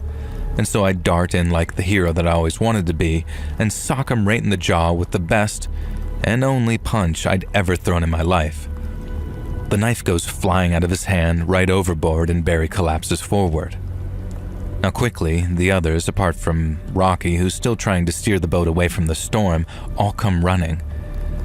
They'd found some rope and some other things to secure Barry, and we tie this lunatic Aussie up in the back of the boat, and somehow, thankfully, Rocky managed to guide the boat back into the quay. We're expecting cops to be waiting on our return, or the Coast Guard or someone, but it was a bit of an anticlimax. I guess Rocky never thought to actually radio the Coast Guard for help, which we still give him crap for to this day. And there was only one person waiting on that dock, and I could tell right away that she was the Karen type. Middle-aged, soaked to the skin, and looked like she was ready to call the manager. And thankfully, her anger was not directed at us. It was directed at Barry. She explained that she was Barry's wife and took one look at him hog-tied and incapacitated in the back of the boat and just said something like, "Bloody Nora, not again, you bloody C-word." And before we could even protest, she just climbed on the boat, slapped Barry around in the face 6 ways from Sunday until he woke up, and then sort of marched him to a nearby car, throwing him into the back. Now I was kind of shocked to realize that she was driving a Bentley, and a pretty nice one at that. We thought she was going to do a runner, and one of my buddies was already writing down their registration plate. But then Karen came back and was surprisingly apologetic. Her excuse? Barry was having some type of midlife crisis and liked to party. We tried to explain that he'd been threatening to sacrifice a couple of us to some sea witch, and Karen just shrugged and said, yeah, he gets a bit weird on Halloween and on a full moon, so she quote-unquote wasn't surprised. Like, okay, lady, this guy sounds like he really isn't safe in modern society, maybe? But he wasn't our problem anymore.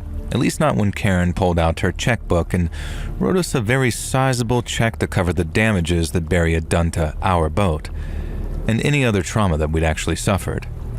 Now we're talking a 5-figure amount here, more than enough to buy our silence, as much as I'm ashamed to say it. And we made sure to plead with Karen to get her husband some help, and she kind of implied that it was an uphill struggle, but they were trying. And then she said that maybe we could join them on their boat sometime, because Barry's not normally like this, I guess. Well, I'd hope not. And she gave me her card, and while we never did take her up on the offer, with no desire to ever see these weirdos again, I did look them up a few years later and realized that we'd been in the presence of a couple of very rich people.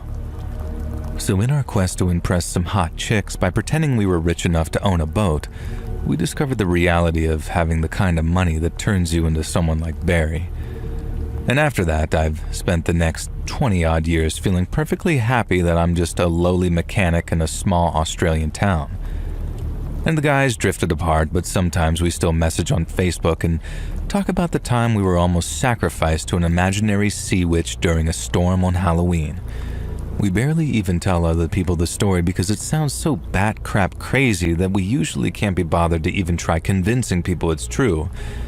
But I figured, hey, I'm getting on in years, so I'll just post it to you, and maybe it'll serve as a cautionary tale for anyone else who randomly decides to rent a boat and sail into a storm during a full moon on Halloween night.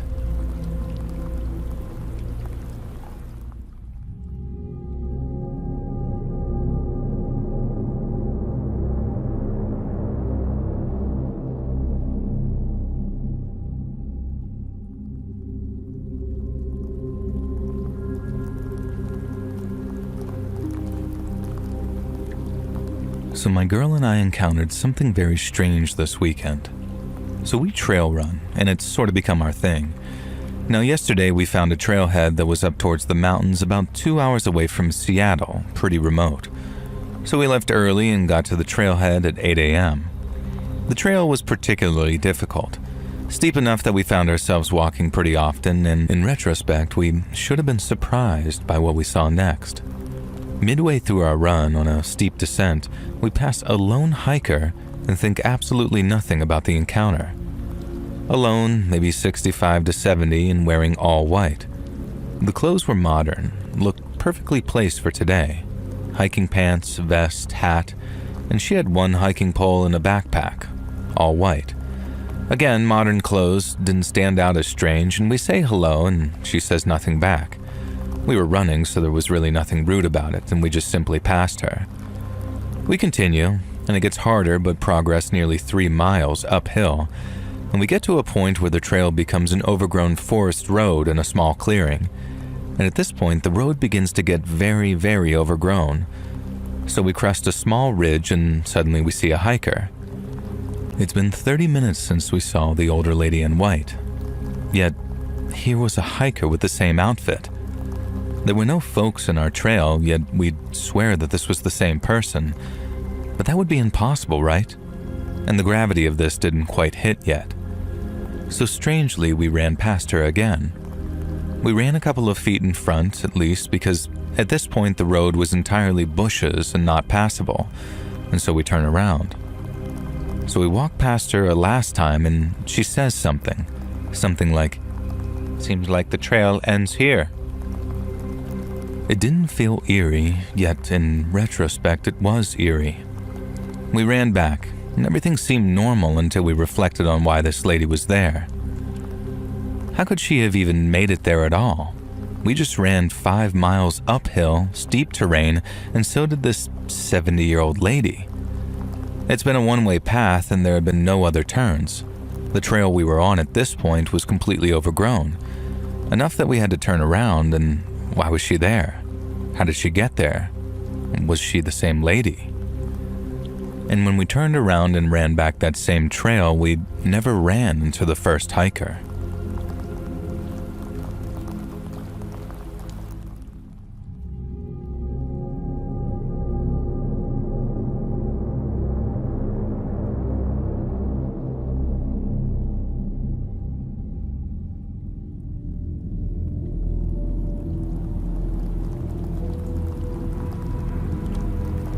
So I got a weird Halloween story for you. My buddies and I were on the way to a haunted house attraction that doubled as a Halloween party. It was sort of what you call a bespoke thing set up by a friend of ours. I just turned 21, so I was used to relying on other people to supply the alcohol at various keggers and gatherings.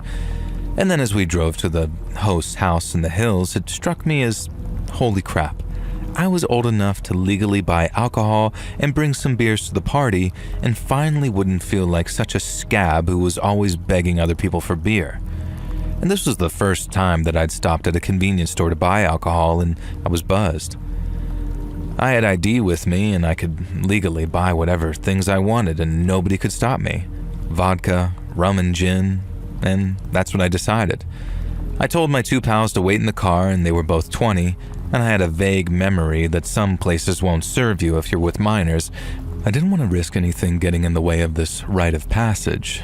So I just sort of went across the parking lot, head in the clouds, and pushed open the door of the convenience store with the confidence of a 21-year-old who no longer has to rely on some fake ID to inevitably fail to buy beer.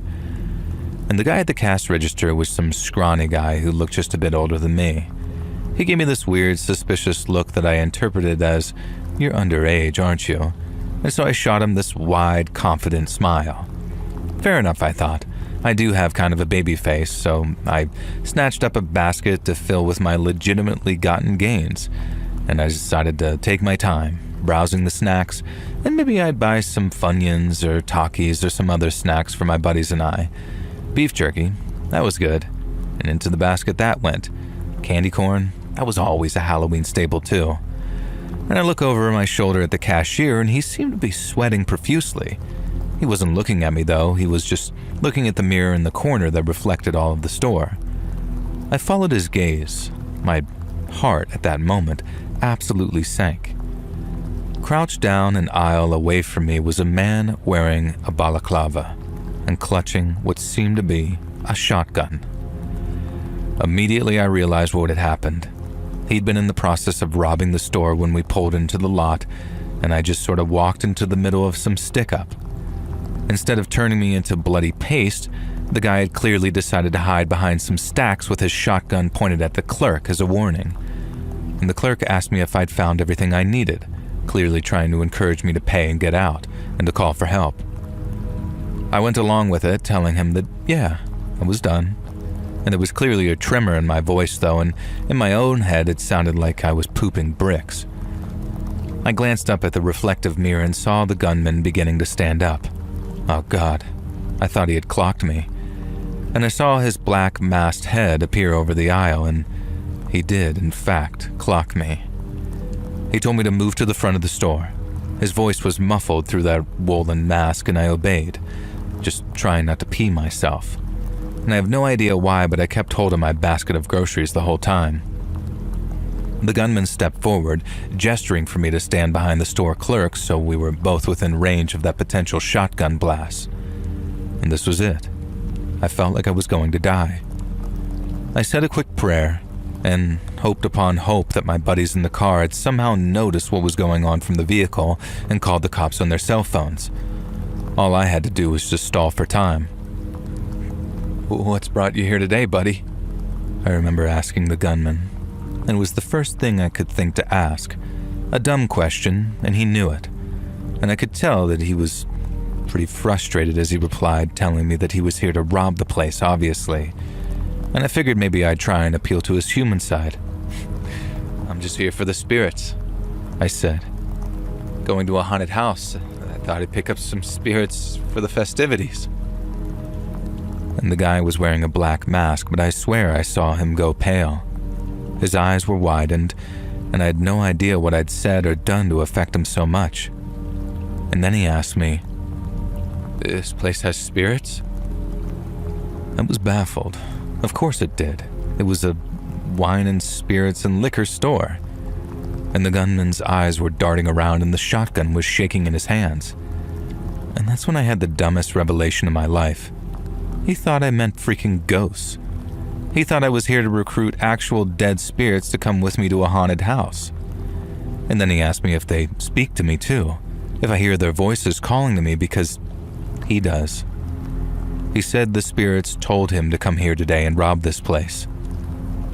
And at that point, I just winged it. I told him that's what they're like here. They're trickster spirits. They're trying to corrupt him so the devil could claim his soul. And this was my job to guide them to a nearby haunted house where they could be at peace. Now, I was rambling, just making up any crap I could think of, because from the way his hands were shaking, it looked like he was buying it. I told him that he shouldn't give in and shouldn't listen to the voices. He told me that he usually takes medication to keep the voices quiet, but he hadn't been able to afford it for a while, that his dealer was out of town. Great. So this guy was suffering from probably heroin withdrawals and hearing ghostly voices, and had a shaking, sawed-off shotgun pointed directly at us.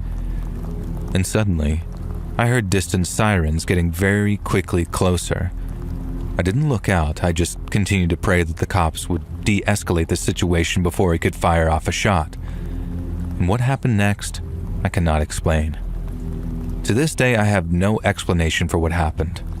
A bottle of vodka fell off the shelf. It just sort of fell off and smashed onto the ground behind the gunman.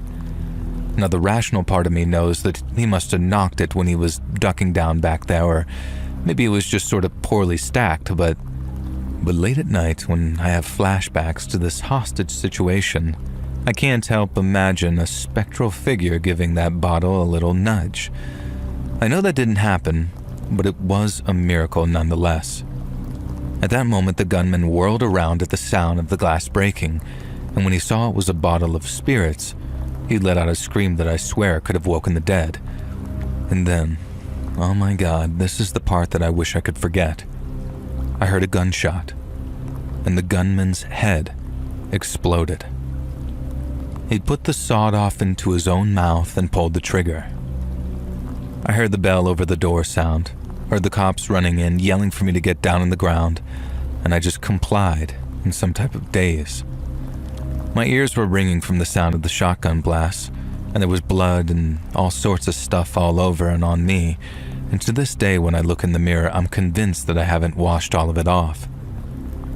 Later, we discovered that the gunman had some history of some pretty severe mental illness and drug use. He'd been in and out of facilities his entire life, didn't receive remotely the appropriate mental health care, and he turned to heroin to drown out the voices, and when that all dried up, those voices came back, and all it took was for me to mention spirits and an ill-placed bottle to end his tragic life. We never did go to that haunted house party, and I've never celebrated Halloween since. I think I'm haunted enough as it is.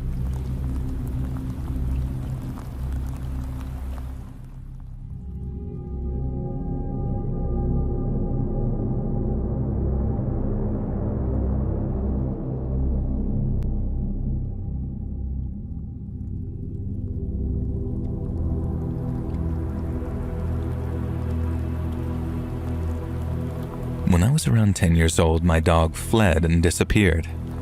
It had happened before, so we did the same as the other times. Paid some radio announcements to spread the word and glued some pamphlets around, and nothing worked. Until one day, my father mysteriously said, "We're gonna go get Frodo back." Now, this was before the Lord of the Rings movies, mind you, and both him and my older brother were big fans of the books. And we drove through a weird rocky road which was far from home and actually found Frodo waiting for us by the gates of a house. No one greeted us. My father opened the gate and the dog got in the car with us. Now, 20 years later, he finally mustered the courage to tell us what had happened. He's a physician and had an appointment with a patient, and the patient got in and said, "You look distressed. What happened?" And my father replied, "Our dog ran away and my youngest son is very sad about it." And the man then asked for a piece of paper and a pencil, and he drew a map and said, "This is where your dog is." And we followed the map and found Frodo. And not a matter of belief, as Frodo was the living proof of that man's abilities. And that was also a very special evening when my father told us what had happened. It was a family gathering and my godfather said, "Yep, that's it. Some people just have those amazing abilities." To which my mother replied, "Of course, just like Julian," which is me. And everyone stared at me and my godfather asked if it was true, and I just gathered strength and said something which I'd never shared in their company because it kind of made me embarrassed, as I always saw my family as rational materialists. "Yes," I replied, and proceeded to telling them all sorts of weird things that I've kept to myself, such as seeing ghosts when I was younger. My godfather got up and went inside the house.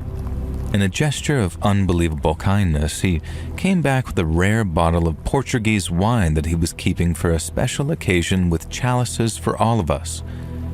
He served us the wine, raised his glass in a toast, and said, "To Julian, for the courage of sharing with us something special today." And this is one of the sweetest memories ever. I'm blessed with an amazing family, and I'm well aware of that.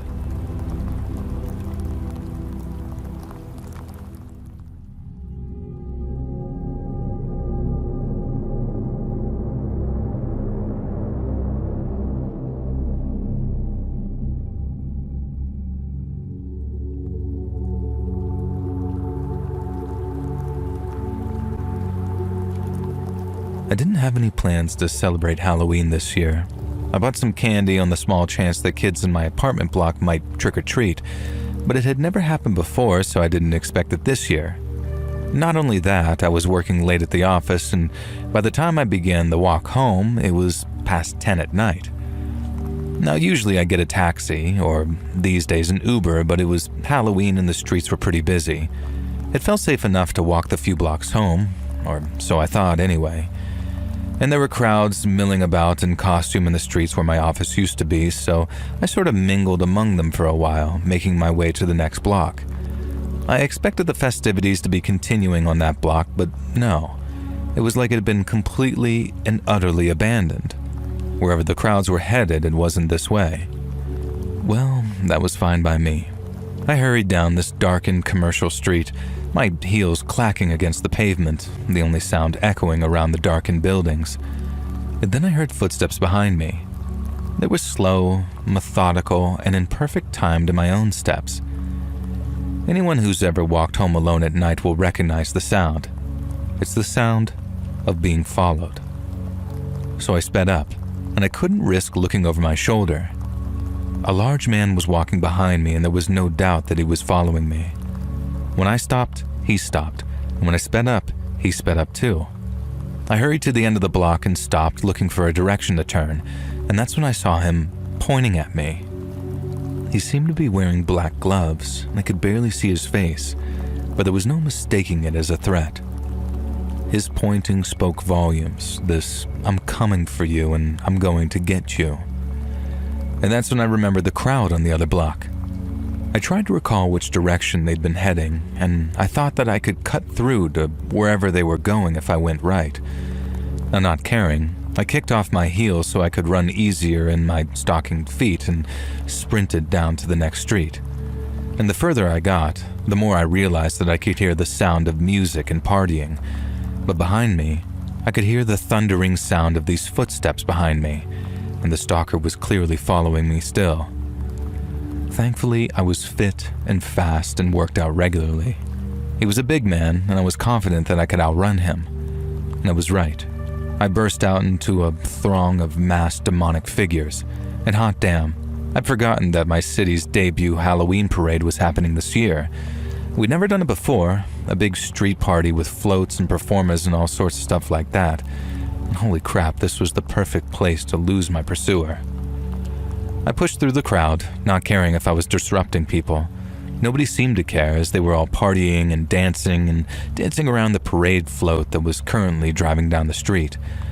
On it were dancing skeletons and corpses popping out of coffins, and the creepiest song I think I'd ever heard in my damn life was playing from the speakers. And then the worms crawl in, the worms crawl out, something, and you'll be the first to die were the lyrics. And for the first time, I genuinely wondered if I'd fallen asleep at my desk and was dreaming that I was in some horror movie. But someone knocked into me, sending pain through my shoulder, and I realized this was very real. Not only that, the man who'd been following me was now creeping down the side of the hearse float. I started to run again, heading towards the end of the parade, and crashed straight into a group of college-aged guys, spilling one of their beers all down their front. Now, I quickly started to apologize and explain that I was being stalked by a man who actually was going to hurt me, and I thought that they would help me. Instead, they just began tugging at me, demanding that I pay for their drink. One of them tried to grab my purse, and another, clearly off his face drunk, pulled me to him and asked for a kiss. Now, I'd run from one danger straight into another. These young men were clawing at me, snatching at me, and all I could do was scream for help and try and batter them with my purse. I cracked one of them in the side of the head and he yelled out in pain, but by now, the parade float had reached us and the music was just blaring. The worms crawled in, the worms crawled out, I remember. And then, from atop that float itself, some beefy, muscular skeleton started yelling, and he was screaming at those guys, asking what the hell they thought they were doing. And he starts to jump off the moving float and coming towards us. He was clearly a big guy, and so were the other skeleton figures who had joined him.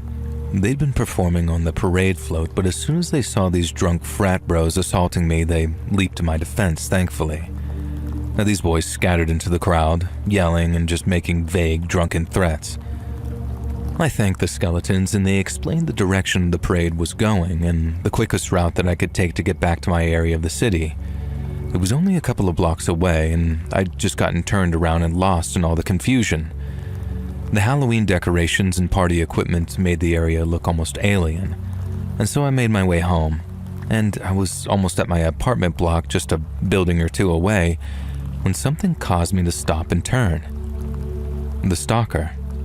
I'd completely forgotten all about him, but he was stood there at the end of the street, a hood covering his face, one black glove held out, pointing at me. Our eyes were meeting, or at least I think they did, and I could barely see his face under the shadow of that hood. And then he began to run, charging straight at me. I turned around and fled as fast as I could to my apartment door, swiping the security key and diving inside and slamming the electric door behind me. The night guard looked up at me in surprise, and I blurted out what had just happened. And together we watched and waited for that stalker to appear in front of the door, as at the same time the night guard called the cops. The stalker never showed up though. For whatever reason, he stopped following me just before he reached the building. We called the cops, and they checked what little CCTV footage there was on the route home, but With all that Halloween parade and the dark costume the stalker was wearing, the best they got was some blurry shot of me running down the street pursued by some dark shape. And to this day, I have no idea who that stalker was. I've never seen him again, and this was almost 6 years ago now, and every single day I expect to see him following me. I never walk home alone anymore, and I never attend Halloween parades either. Both events on the same night get me a little nervous, and Halloween can be genuinely terrifying, and not always in the ways you expect.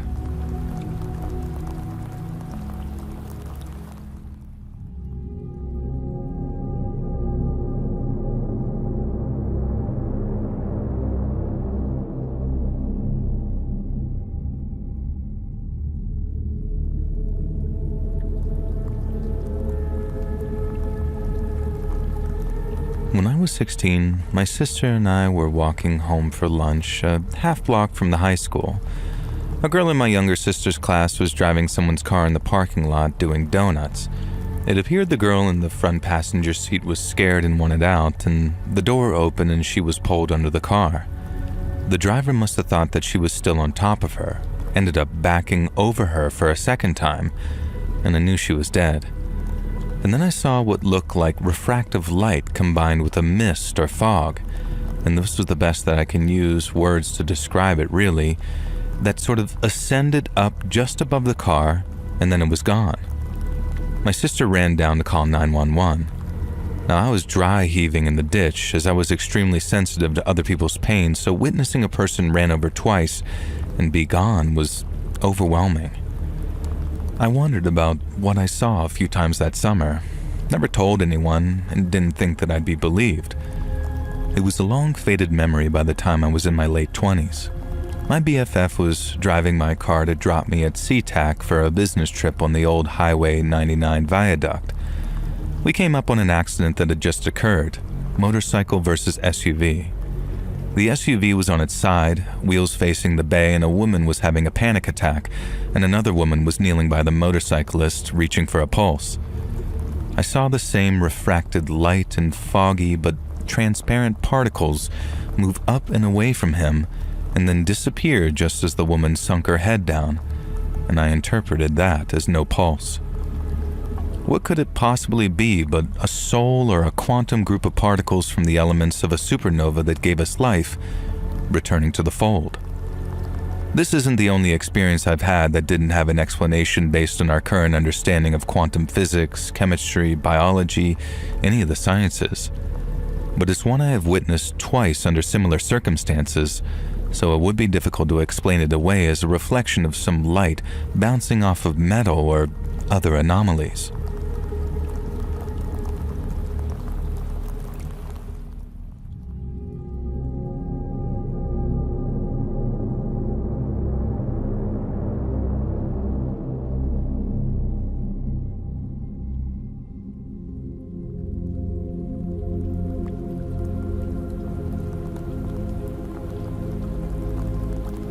Firstly, I don't want to convince anyone that I really have this skill. My objective is to report and answer questions from people who are really interested or curious about the subject.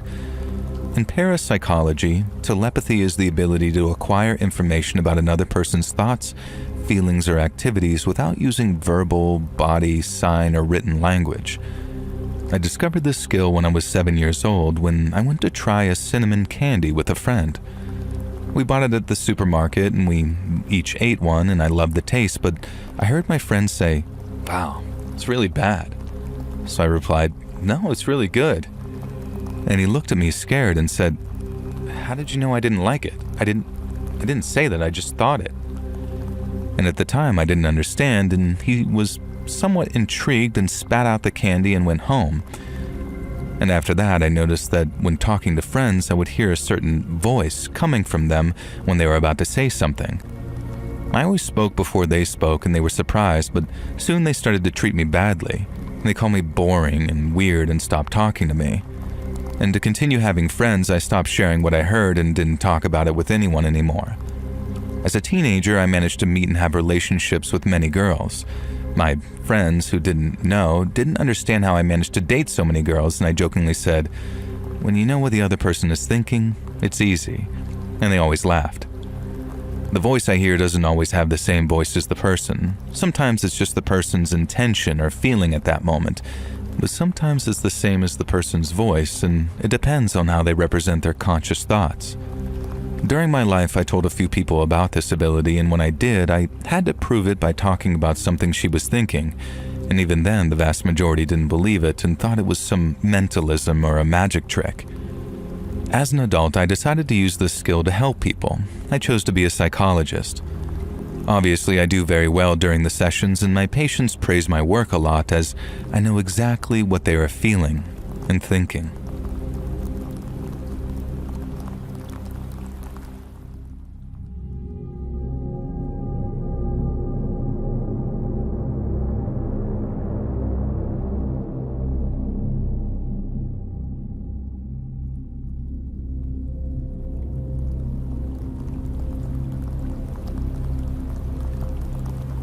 So this is a pretty incredible story. My nephew is apparently the reincarnation of the first pilot to break the sound barrier. First of all, he doesn't have access to the internet or TV, and the only thing he watches are cartoon channels. Charles Yeager died on December 7th, 2020, and my nephew was born a few days later premature. It all started when my nephew started telling my sister this memory from his past life that he was a pilot and that one day his plane crashed over mountains, but he didn't die. And he also said his name was Yeager and occasionally referred to a Charles, but we didn't make the correlation right away because the pilot also nicknamed himself Chuck Yeager. I don't have all the info, but I'll do an update later, and my mother has to tell me everything in detail, but in short, my nephew has information he can't possibly know, such as the types of planes Yeager flew, etc. And now we're going to ask him about Charles Yeager's brothers, sisters, and sons, and information that only he could have.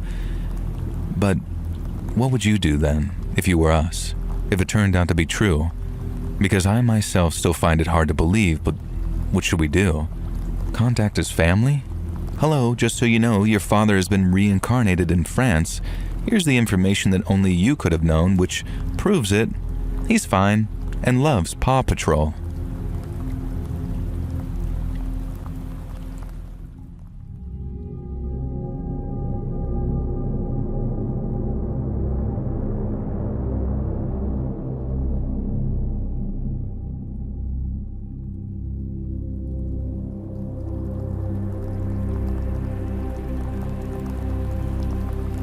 When I was in college, a friend of a friend threw a small Halloween house party. Nothing too wild, just the usual decorations, costumes, punch, apple bobbing, and vodka, the usual. And when we arrived at the party, the center of the living room couch had been taken up by a werewolf. Now, I'd never seen a werewolf mask like it before. It was like something out of a movie. And you would swear that it was a professional prop. His snout looked wet. His maw was glistening with saliva, and his werewolf hair looked genuinely real, and his eyes, man, I had no idea how he even saw out of the mask's eyes. But they were fully realistic eyeballs, just incredible. And this dude was just sort of sitting there in the middle of the couch. If it hadn't been for the fact that he only wore a mask as part of his werewolf costume, I might have assumed that he was a prop. But below the mask, he wore a sort of Hawaiian t-shirt and chinos. He had thin, knobby legs, these dirty sneakers, and on his arms he had tattoos that looked suspiciously like prison tattoos. And I figured they were just sort of drawn on, like it was some werewolf character that I didn't know about. Now, I'm not a big werewolf guy, so I figured that I couldn't ID the particular werewolf that he was dressed as. And occasionally, one or two of us would sit next to him and try and talk to him. But man, the dude stayed in character the whole night. At first, he just let out this sort of wheezing growl, and after a while, he'd just sort of stare forward silently. And the party went on, and the werewolf continued to sit there. We began to speculate who he might be. And eventually, it hit. He was our friend Josh, and this was exactly his MO. Last Halloween, he'd come dressed as a mannequin and stood in the corner for an hour before finally moving and scaring the crap out of us. So if it was Josh, we wanted to leave him and see what he'd do. Surely he had a big scare planned for us. Josh did have a big scare planned for us, in fact. At just before midnight, he burst in through the front door dressed as Leatherface, swinging a toy chainsaw. And he apologized for being late, but his car wouldn't start. Now our eyes darted back between Josh and this werewolf, and the werewolf and Josh, and the werewolf just sat there, staring at us, unmoving, and it was beginning to just unsettle us. We explained the situation to Josh, how this werewolf was just sitting there, staring, and he got extra freaked out about it. And so he went over to this guy and says, "Buddy, say something. Buddy, who are you?" No reply. So Josh grabs the werewolf mask and pulls it off. And I'll never forget the sight of that gray face. Yellow bile had dripped from the corner of his mouth. His sightless eyes stared at nothing, and he was clearly and obviously dead. Cue a massive panic as the party dispersed and we called the cops. Thankfully, none of us were under any suspicion, as the autopsy revealed that he'd taken a massive drug overdose, apparently stumbled into our party, sat down, and just sort of quietly died on my buddy's couch. He was just some homeless guy in his 40s, and none of us knew him. The cops couldn't even find a confirmed identity on the guy, and in the end, we were the only ones at his tiny funeral, covered by the state. And for whatever reason, this old homeless guy had decided to pump himself with a cocktail full of drugs, put on the most realistic werewolf mask I'd ever seen, and come to our party to die. The least we could do was just give him some kind of send-off. I still don't know his real name or why he chose our party to end his life, but I still think about him sometimes, and I hope that he's in a better place, living his best life and howling at the moon.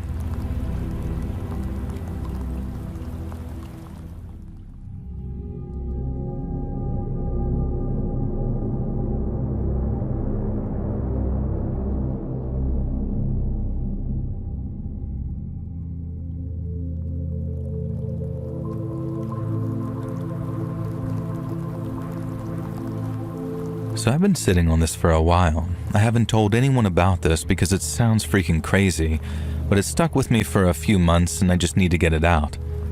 If anyone else has experienced something like this in Texas, especially Central Texas, I'd really like to hear about it. So way back in September, I was going through some pretty severe depression and I was thinking about taking my own life.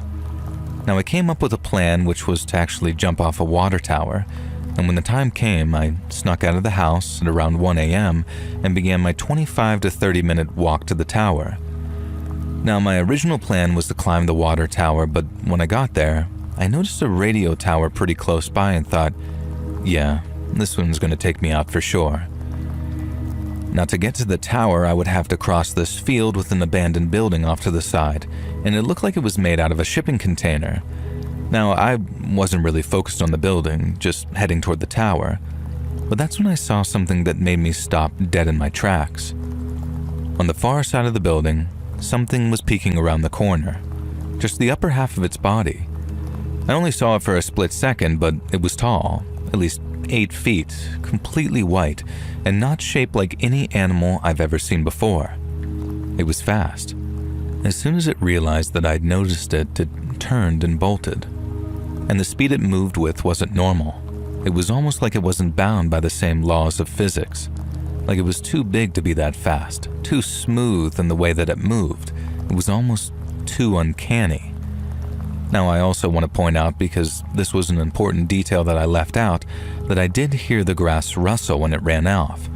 As if seeing this thing wasn't scary enough, just hearing the grass rustle for a moment made the experience that much more terrifying.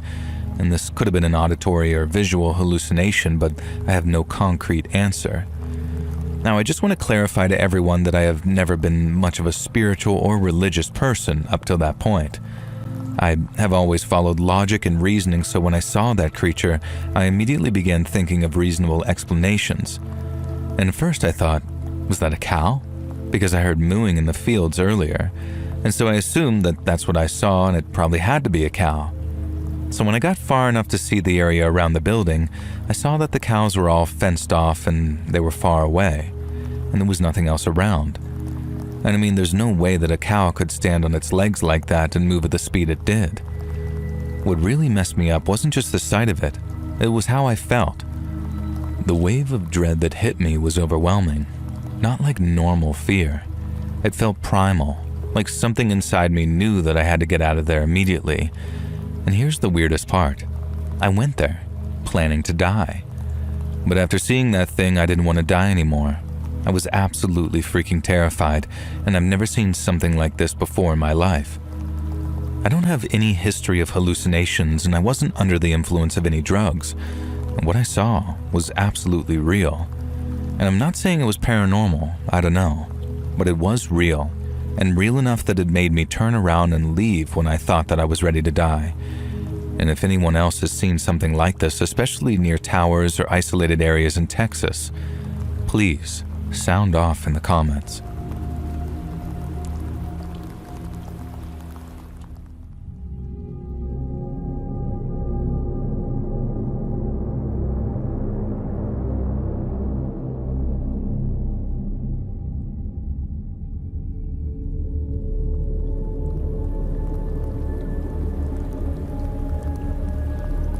So I got to work this morning and began unloading and loading cargo into the back of my truck. It's very dark in my workspace, and so much so that I have to wear a headlamp to read labels in the loading area because the lights are not very bright in my workspace, and it gets bright during the day, and is very silent, and I'm the only person who starts here at 4 a.m. Now this morning, at roughly 4:15, I stopped loading my cargo and sent my boss a quick text message, and something literally loudly hissed in my ear and actually felt warm air on my neck. I freaked out and probably looked ridiculous if the security cameras caught it because I was backing up quickly and spinning in circles trying to see whatever it was.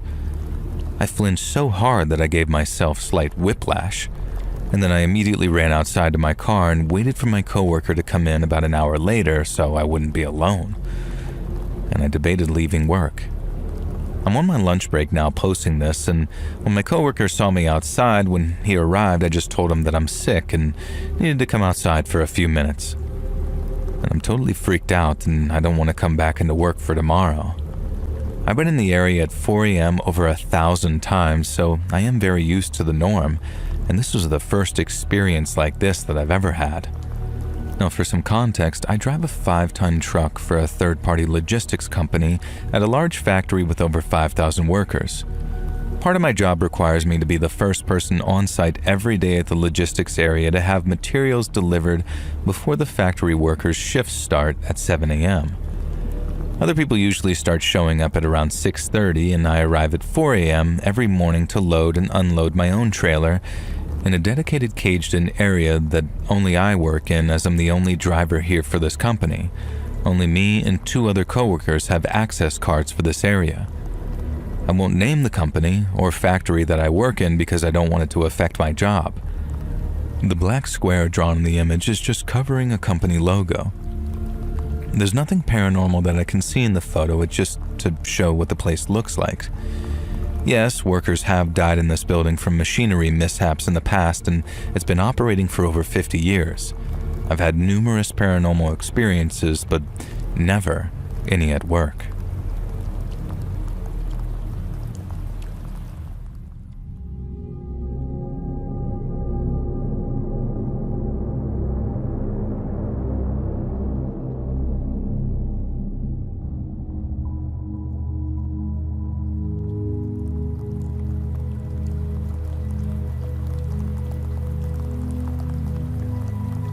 So I've got a story for you about a time when I was a young kid myself and we encountered a strange child.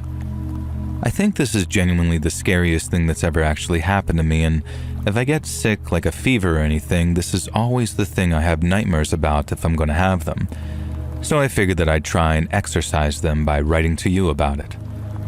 So this was back in the 90s, which was the best time to be a kid because it just was.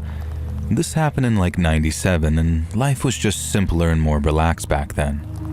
Things really changed everywhere after the beginning of the 2000s. I think we all know why, and it's not just nostalgia talking. For me, things changed before that, this summer of 97 though. And when I think back on it, I picture it like a movie. Me and my 4 buddies, 3 other guys, 1 girl, we didn't have some cool nickname like the Losers Club and IT or the Goonies, and I don't even remember if the kids were called the Goonies in that movie. But anyway, we didn't have a cool team name, we were just kinda the gang. It was me, James, Barry, Pat, and Kendall. That summer, we spent most of the time exploring our rural neighborhood, playing various made-up games in fields and forests, and just having a good time. We built a fort, we made a dam, we rode our bikes, we had picnics. We were all aged 8 to 10 and wanted the summer to last forever. Or at least until our quarters ran out at the arcade, or it got cold, or one of us almost died. Unfortunately, it's the last one that brought an end to our summer of fun. We met the strange kid on a Monday. We knew him for 5 days. He said his name was Russell. At the time, we were finishing up our fort in the forest, so we let Russell tag along because he asked. Now, he seemed younger than us, and he said that he just moved into the area. He had a pretty cool new bike, which at the time I didn't find suspicious. And now when I look back on it though, I think Russell probably stole that bike. You see, Russell was a super unkempt and scruffy kid. Like his clothes were almost rags. I don't mean like some old Victorian kid, just typical normal 90s kid clothes. But they were super torn and dirty and hand-me-down. It made Russell look like he came from a family that my sister would have called dirt poor. Russell came to hang out with us every day that week and disappeared at dinner time like clockwork. Now when Barry and I mentioned Russell in front of my mom, she said that she thought that he must be part of the farming family who'd moved into the farm down the way. He wasn't, as it turns out, but it was a good guess.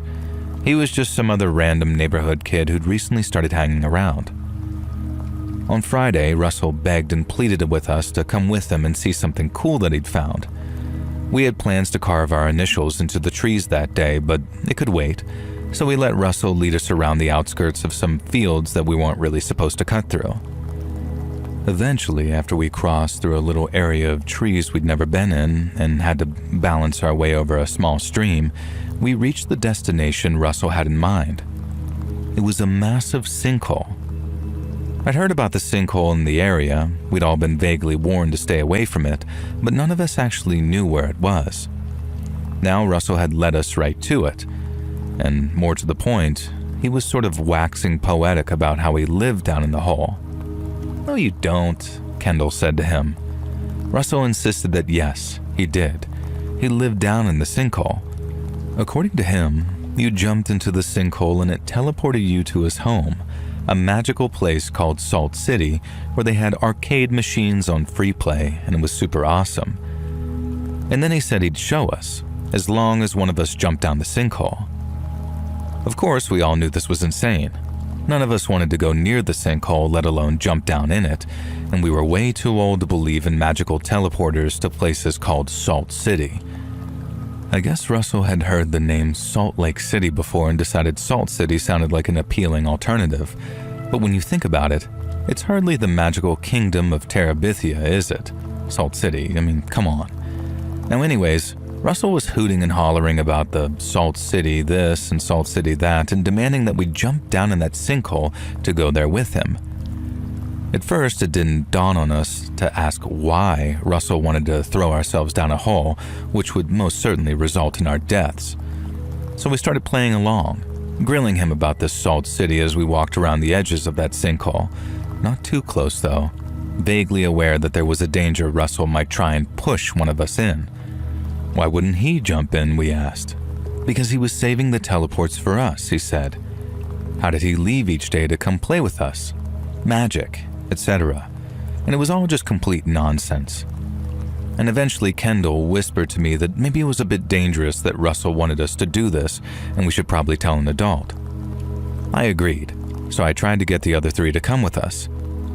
James had gotten real argumentative with Russell though and was trying to get him to jump down if he was so insistent. I whispered to James that if Russell actually did it, we'd be in a lot of trouble, and that's when I think James finally grasped the gravity of the situation. Russell was trying to persuade us to do something extremely dangerous to ourselves, and any kid who would do that wasn't someone we wanted to be friends with, obviously. we decided to leave Russell to his little hole. And unfortunately, Russell got really angry and belligerent about this, and tried to grab James and actually drag him back towards that sinkhole. Like suddenly this little kid went all feral, deciding I guess that he was gonna throw James down this sinkhole and be responsible for whatever came after. I have no idea. I do know that I realized James was in severe and immediate danger because despite being younger than us, Russell was stronger than he looked. He was managing to actually drag James towards the sinkhole, and none of us wanted to rush in and get too close in case the hole started to widen. And so I did the only thing that I could think to do. I grabbed the nearest thing I could off the ground, which happened to be a small log, and threw it at Russell when I had an opening. And my aim was true. The log hit Russell square in the temple and sent him reeling and staggering back.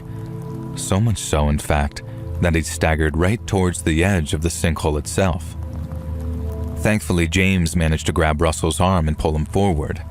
Russell collapsed onto the ground on the edge of the sinkhole, and we all crept over to see the damage. Russell seemed to be unconscious. His temple was bloody where the log had hit him, and a little bit of blood was also coming out of the corner of his mouth. And in that moment, we made a decision. This kid had been trying to persuade us to do something incredibly cruel, and then try to potentially murder James. We had no idea who he was or who his family was. On the other hand, we'd get in a whole mountain of trouble if we told anyone that we'd been to that sinkhole, and it was our word against Russell's about what had happened. We decided to just leave him unconscious at the sinkhole and run away. Let me tell you guys, if you're ever faced with a choice between coming clean about something or living with the guilt of hiding it, always pick the former. I spent 5 years with this secret weighing on us with no idea if we'd killed Russell or if we could have saved him or anything. 5 years of nightmares, guilt, and terror when Russell was simply not around the next day, or the next, or the next. And by then, we were all too scared to say anything. It became our secret, something we all avoided mentioning to each other unless we absolutely had to. And by the time high school rolled around, we were absolutely certain that we'd killed a kid in the summer of 1997. And it would be our secret that we took to the grave. After 2 years of high school, when most of us were in our junior year, the freshman class started and Russell was among them. We found out because this kid with a mullet and a Scorpions t-shirt came up to us during lunch and was like, "Hey, aren't you the kids that I had a fight with that one summer and nearly threw into a sinkhole?" Sorry about that, guys. Now, Russell's theory was that he had heat stroke or something that day because he has no idea why he tried to persuade us to jump down the sinkhole. He just genuinely enjoyed hanging with us that week, and that day he just says that he had this strong, severe compulsion to lead us to the hole and tell us that nonsensical story. And we'd spent the previous 5 years believing that we'd killed him and being too scared of getting in trouble to try and find out who he was. He'd spent the previous 5 years feeling so guilty that he'd never tried to find out who we were. And we all just kind of laughed about it in the end and even hung out with Russell a bunch after that, although not often because he had his own group of friends and we were different ages. It was such a strange relief. I don't recommend keeping a dark secret like that to anyone, and like I said, if I have fever dream nightmares, this is what I dream about. How much worse things could have been for all of us if any of the events had played out differently. How stupid of us it was to just leave Russell there. But also, I think most of all, I get haunted by the story Russell told us. How that day, maybe because of heat stroke, he just had this strong, pressing compulsion to tell us all to jump in that hole. It makes me wonder whether if we'd walked closer to that edge, we would have felt the pull of the abyss too.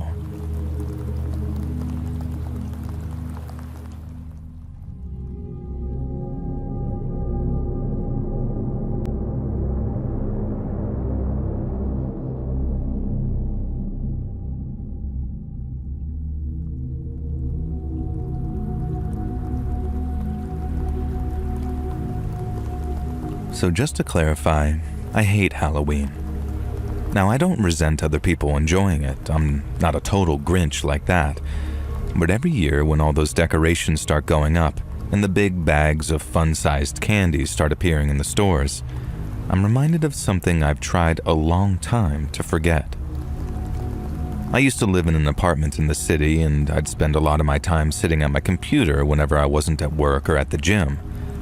My desk was right next to a window on my left, and sometimes I'd find myself looking out of it and watching the city just go by. I wasn't a creep about it. I didn't stare at anybody or anything. It was more like people watching, wondering where folks have been, where they're going, and what kind of lives they lead. I saw people walking around during the holidays in their hats and coats, carrying gifts or trays of covered food. I saw all the new college kids moving in around September, wheeling office chairs along the sidewalk with bags slung over their shoulders. And then around Halloween, depending on which day it fell on, I'd see costume kids walking the streets and collecting candy and admiring each other's costumes. And despite what I said earlier about hating the holiday, I actually used to really dig it. I'd carve one of those miniature pumpkins to put on my windowsill and hang a small Happy Halloween banner above it. I'd put a bowl of candy down near the front door as well, something for the kids to help themselves too. And it quickly became one of my favorite times of the year, and I'd sometimes find myself window watching for that first hour after dark, standing there with a beer or a cup of coffee and just checking out what the costumes the kids were wearing that year. Now, back in 1989, it was a Batman year in a big, big way.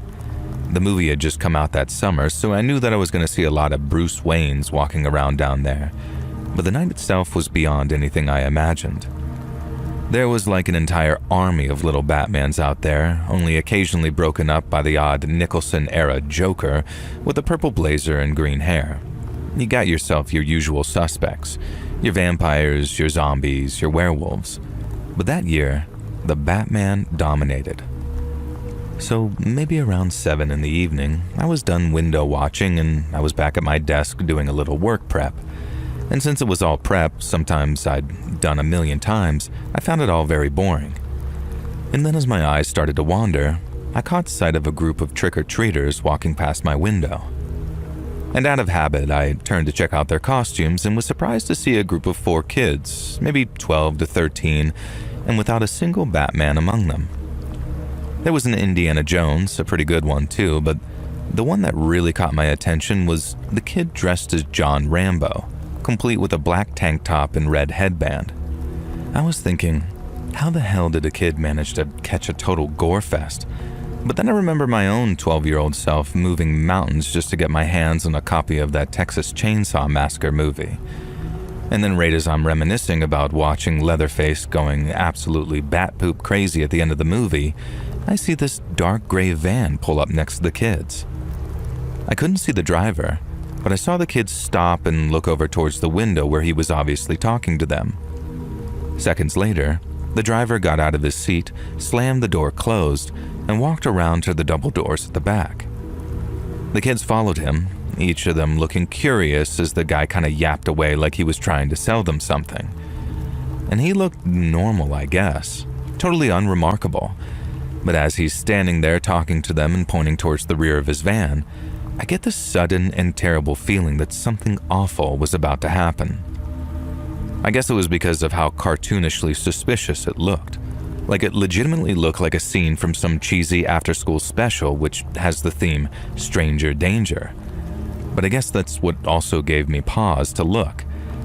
I didn't know who that guy was, but those kids might, and it was entirely possible that he was one of their dads or uncles or something, there to actually get them after trick-or-treating. There were also 4 kids and only one of him, so unless he was some kind of ninja, there was no way that he was throwing all 4 into the back of that van, and it was unlikely he was dumb enough to even try. It was also right at the side of a normally busy road with apartments and houses on either side and with the occasional car driving past too. So unless this guy was a complete maniac, I couldn't see him trying to abduct 4 kids in such a busy, well-lit place. But no matter how much I tried to rationalize what I was seeing, no matter how much I told myself I was being paranoid or a scaredy cat, I couldn't help but shake the feeling that something was very, very wrong. I managed to talk myself down a little, mentally at least.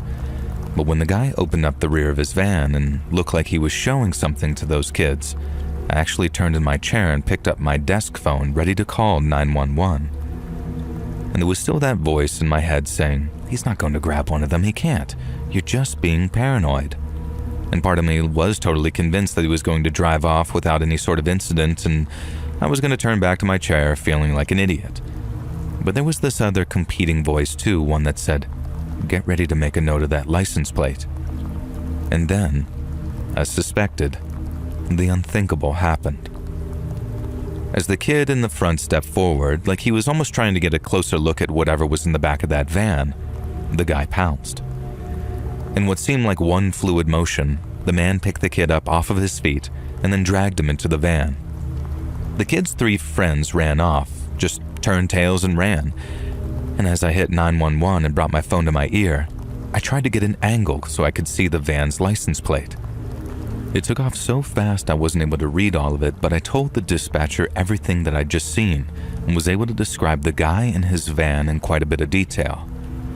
The dispatcher woman said that she had officers en route and that I could relax because the police would do everything they could. And that calmed me down a little at the time, but I guess the clue was right there in front of me. Because if the cops really did do everything they could, it wasn't nearly enough. The first missing persons poster went up just a couple of days later, and every single time I saw one, it was agony. The picture they used of the kid was obviously one from happier times, and thinking that he might never be that happy again just about killed me, because I saw the moment that changed his life forever. Now, I don't know if he was ever found. I hope he was, but part of me thinks that he stayed missing and was eventually declared dead. I later read that in America, a kid goes missing every 40 seconds and that almost 500,000 are reported missing every year. Most of them are returned home to their parents after they wandered off and got lost. But a large percentage of those that go missing are never reunited with their family. And I hope it wasn't the case. But sometimes I think that that kid was one of them, and on top of messing up my one chance to keep him safe, I got a front row seat to see pure evil leave its mark, not just on me, but on the whole world.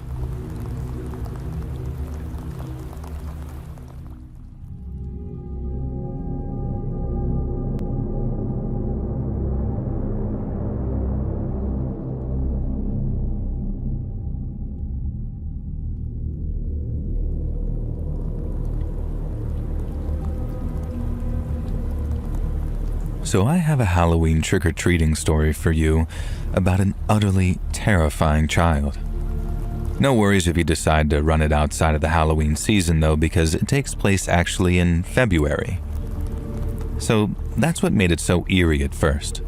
The knock on the door, then the little kid standing there in some ghost costume saying trick or treat and holding out his battered pumpkin pail.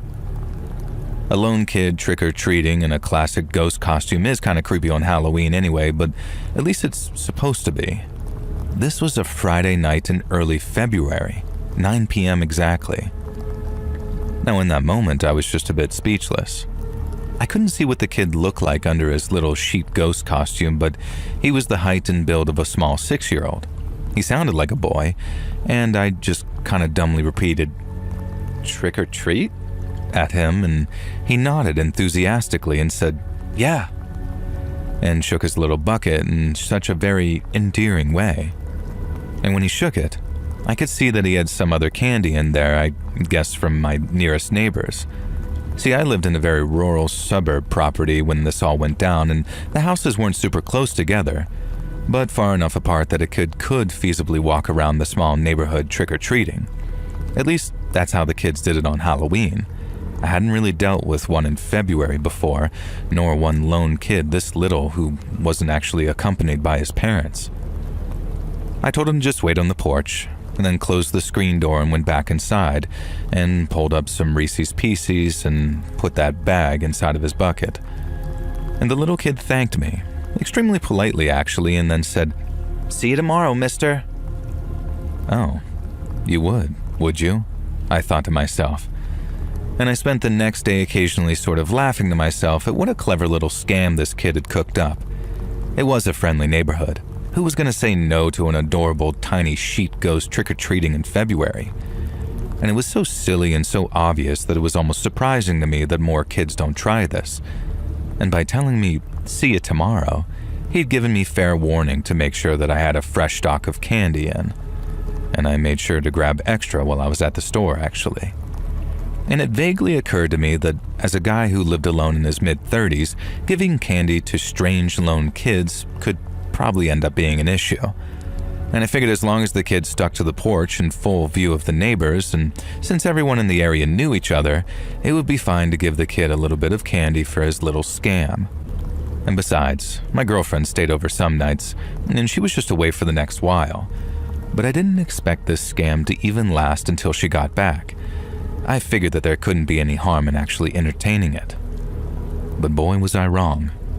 But in ways that I couldn't ever predict. Now that night at 9 p.m. on the dot, the doorbell rang and the little sheet ghost kid stood there. "Trick or treat, mister." And then he held up that pail and shook it. He had a decent haul already, it looked like, although nowhere close to what he'd have gotten on Halloween. I laughed, nodded my approval, and then dropped some candy into his bucket, and he thanked me and left with another, "See you tomorrow, mister." Now this ritual repeated itself for the next week, and by the time the following Friday came around and the doorbell went to ring at 9 p.m. sharp, I was starting to get a little frustrated actually. My girlfriend was set to come back into town the next day, and I had to actually get her from the airport, so I needed to be up at like 4 a.m. And I'd also somehow convinced myself that this kid's candy scam, no matter how sweet and endearing it actually was, would last exactly 7 days and be over by the time my girl got back. I hadn't mentioned the weird ghost kid to her in our calls, and now it felt kind of odd having to explain that a kid was trick-or-treating at our house almost every night in February. And yeah, it had been happening while you were away, and no, I didn't mention it because reasons, I guess. Really, I could have just explained exactly this, that I expected the kid to get bored before he did, but I was looking for reasons to be annoyed that night. Now, when I opened the door, the kid said his usual trick or treat and held up his bucket. And when he shook it, I saw that he had a whole bunch of candy this time. Now, I rolled my eyes and said something about how the scam was clearly paying off, buddy. And the kid made a sort of confused, "Huh?" And against my better judgment, it caused me to snap a little. I told him that it had been cute and funny to start with, but that I'd give him a bunch of candy so he could at least respect my intelligence and acknowledge that it's an actual scam. And I told him that you don't trick-or-treat in February, and asked him to confirm that he knew it wasn't actually Halloween, right? And when I asked this question, the kid then lowered his bucket, and then lowered his head, like he was sad. And through his little ghost costume, I just heard him mutter that I wasn't supposed to ask that. Now, a little bit of a chill ran down my spine as I suddenly realized that this felt like I was in some type of r/no sleep story. And goddamn, if only it had been some kind of supernatural curse story, then maybe I wouldn't be dealing with the injuries that I have to this day. Instead, the kid looked back up at me through his little ghost costume and began laughing in a way that was clearly tormenting and cruel. And then I heard a creak from the porch on my right, and another much older kid stepped around the side of the house and said, "You don't ask that 'cause I said so." And then before I could react, this tall, wiry teenager started punching me with some kind of brass knuckle made out of a chain. And the blows were agony. I immediately fell to the ground and then took a flurry of these kicks. And the whole time, that obnoxious ghost child I could hear laughing with some type of glee. I've been so blindsided by the attack that I hadn't even thought to yell or scream. And now I finally did, and the teen attacking me responded by stomping on my spine, kicking me in the ribs, and leaping off of the porch. I vaguely saw the little ghost kid climb onto the teenager's back like some type of piggyback ride, and then they run off into the darkness. And as quick as I could, I started to drag myself to my feet and called the cops. They got there surprisingly fast for where I was and eventually accompanied me to the local hospital so I could get checked out. I had a couple broken ribs, and my spine's never been quite right since that attack, I think. The cops said that it was the third similar report of kids doing this in the county, and when we checked with my immediate neighbors, none of them had actually been visited by the ghost kid or his violent older brother, and so it seemed like the whole thing had been targeted at my place. At first, I was completely baffled, because the kids didn't steal anything. The older one just beat me violently and then they both left, and the only thing they'd really gotten out of it was just a little bit of free candy. Now, I kept harassing the cops, saying maybe I was in danger, maybe the kids would come back, and eventually a detective did come to visit me and told me that he wasn't strictly supposed to let me know this, but he would if it would set my mind at ease. Basically, the working theory was that it was some kind of gang initiation. The teenager who beat on me would accompany the little kid until their target challenged them on the fact that it wasn't Halloween, and then there'd be an attack, and the attacker would be initiated into said gang. And from what the cops were working on, the attacker in each case had been a different guy, but the ghost kid, they thought that that was the same little kid each time. The detective told me on the down low that they suspected that the ghost kid was the gang leader's own son and supposedly as much of a psycho as his old man. So this class act was getting his own little kid to lead gang initiations, and I'd just been an unknowing schlub who was in the wrong place at the wrong time. Now, I never really heard any more about it or any more reports of this kind of gang initiation, so maybe they realized that it drew too much attention. I guess I've got to be thankful that they settled on something a little childish and not actually fatal, instead of the usual murder a guy and you're in kind of thing. On the other hand, it kind of sucks to think about kids being initiated into these gangs in the first place, even older teenagers. But when I think about that ghost kid laughing as I got pounded on and beaten, there's no doubt in my mind that this kid's mind was already long gone into the darkness. And I pity anyone who encounters him as he becomes an adult.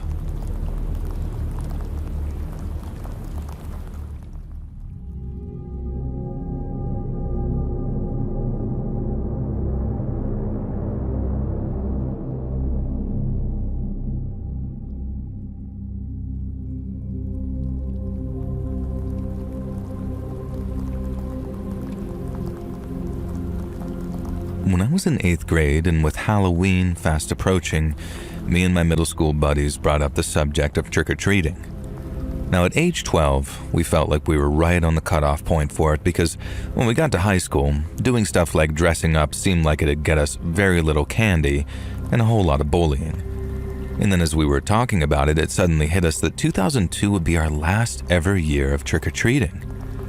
Now I'll save you all the boredom of a long poetic diatribe about growing pains and putting away childish things, but I mean it when I say that we were bummed out as hell.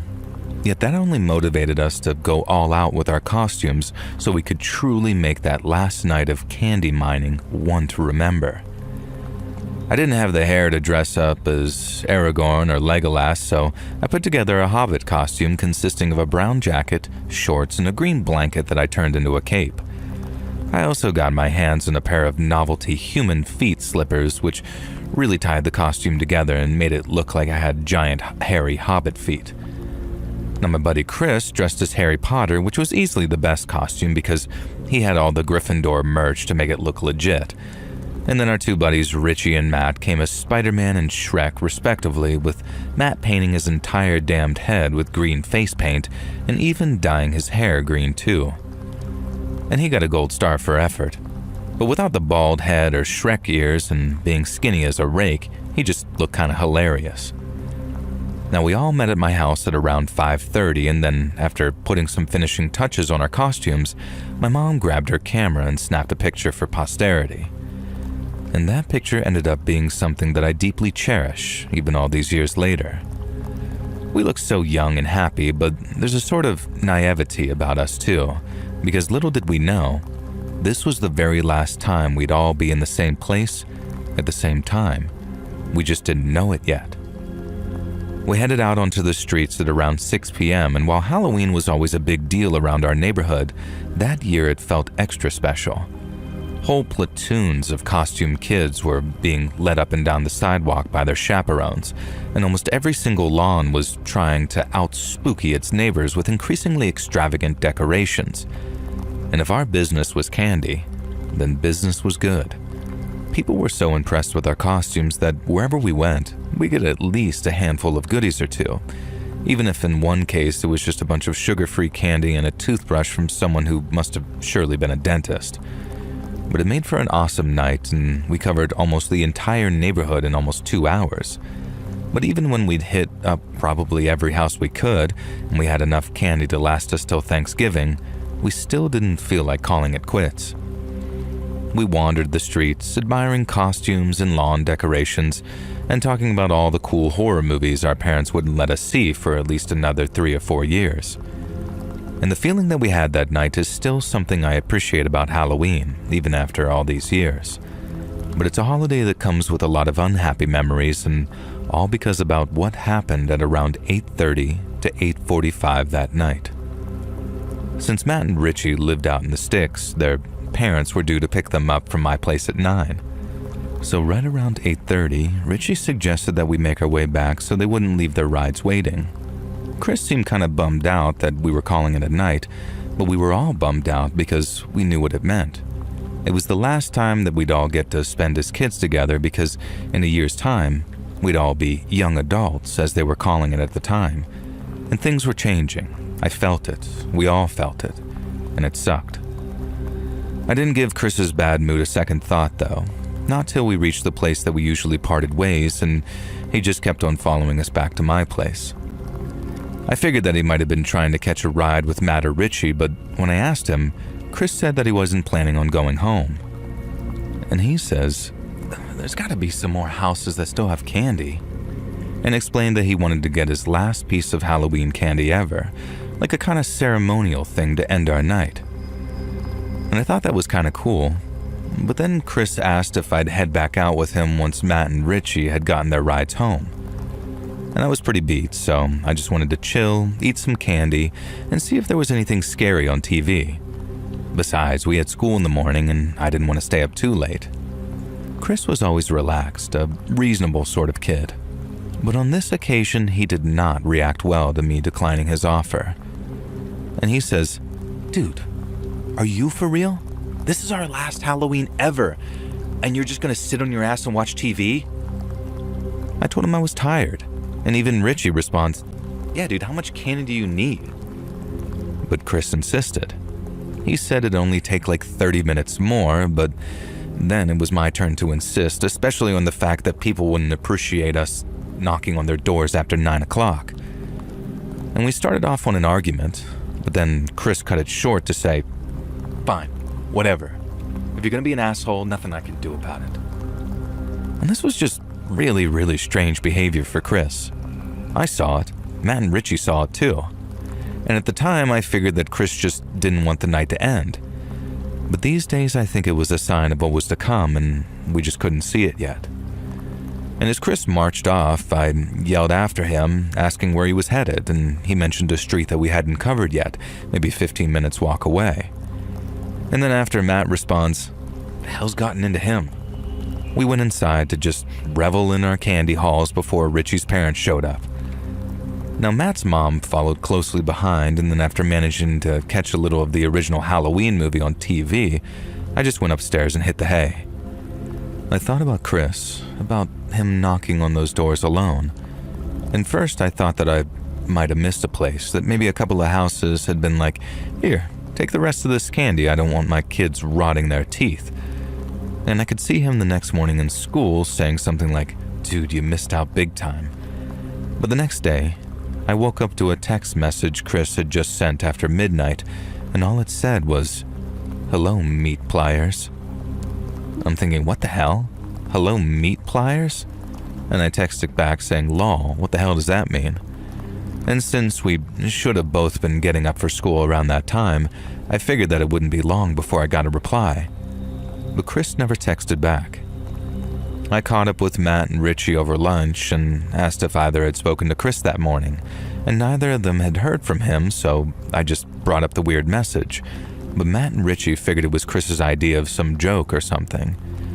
And I had to wait until I was out of school to call him, and after getting a voicemail a few times, Chris's mom answered the phone to tell me that he was sick. And my first thought was something like, stupid idiot ate so much candy that he made himself sick. And I texted Richie and Matt to let them know. And we figured that we'd see him the coming Monday in school once his blood sugar had lowered from critical to just warning. But he didn't show up then either. I tried giving him another call, but his phone was off, and then when I tried Chris at home, his mom told me he was still sick and she'd get him to give me a call when he was able. Now, I might have been 12, but I wasn't completely stupid. I still believe Chris was sick in some way, but I also had the feeling that there was something his mom wasn't telling me, and there was more to it than just some illness. I brought up my suspicions with Matt and Richie at school, and by that point, they were also starting to think that something was going on. We hadn't heard from Chris all weekend, and we still hadn't spoke to him by Tuesday, so I figured that whatever was going on at home, it wasn't something that he wanted to talk about. And the best thing we could do was just give him his space and wait until the time came when he needed us, like really needed us to be his friend. And Wednesday was the only day that I didn't call or text Chris, only because of what Matt said about giving him some space, but it still sucked. I felt like I was losing a friend, so that next day, Thursday, I rode over to Chris's place on my bike and called his cell from outside where I could see his bedroom. I figured that it'd just be all like other times, that it'd either ring out or it'd be switched off. But for the first time in days, Chris actually picked up the phone. I waited for him to say hello or what do you want or something like that, but he didn't say a thing. He just sort of stayed quiet till I asked, "Chris? Are you there?" He still didn't say anything, but I could hear him breathing, and he did the same thing when I asked if he was okay. He didn't say a damned word, he just sort of listened to me, and then he hung up. In those first few moments after he hung up, I was kind of heartbroken. I didn't realize it at the time, but something much larger and much more sinister was going on. But in the moment, all I could think was that he just sort of didn't want to be friends with me anymore. I figured I'd screwed up one of my best childhood friendships because I wanted to eat candy and watch movies, and it had me feeling like a big bag of crap. I didn't know what else to do, so I just tried calling Chris again. But when I felt a lump forming in my throat, I hit call end because I didn't want to sound like some sissy while I was talking to him. But then right as I looked up at his window one last time, I saw the curtain start to kind of twitch. Someone took hold of one of the curtain, and then after peeling it back, I saw Chris looking out from the dark of his bedroom. Only he didn't actually look like Chris anymore. Even from down his driveway, I could see how pale and gaunt he looked, and it was like his first time seeing the world outside. He looked all around at first, like he was almost scanning for something, and then these big, blank eyes locked on me. I raised a hand, intending to wave it, but I remember stopping short and just sort of holding my hand up to see if he'd react, and he didn't. He just stared at me like he wasn't even blinking up there, and then he disappeared behind that curtain again. I remember just sitting there on my bike seat, sort of staring up at Chris's window in a kind of daze. In the space of just a couple of minutes, I went from being worried to heartbroken to just straight up scared. Whatever was happening to Chris, it was serious, and I could tell that much from the way he looked. And you can call it intrusive if you want, but I'd be damned if I didn't try and find out what it was. I tried everything I could think of. I tried calling him a bunch more, I tried talking to his mom, and I even got my own mom to call her, thinking that maybe she might tell another grown-up what was really going on. But all Chris's mom would say was some variation on, "He's sick, he's getting bed rest, and he'll be out of school until he's well again." And at the time I thought that my mom might be in on it too, but by that I mean that Chris's mom had told her the truth and that she was hiding the truth from me for some reason. And I guess it was at an age when I was acutely aware that grown-ups didn't tell kids everything, and sometimes it was just a version of the truth and not the whole truth, if that makes sense. And so I got fixated on that till I asked my mom, and it wasn't until she actually got mad at me that I started to believe her. It was only then that I brought up Chris's "hello meat pliers" messages, how I was worried that he wasn't just sick and that something worse was happening. Mom gave Chris's family another call, and this was maybe a week after the first, so I figured that she might get an update of some kind.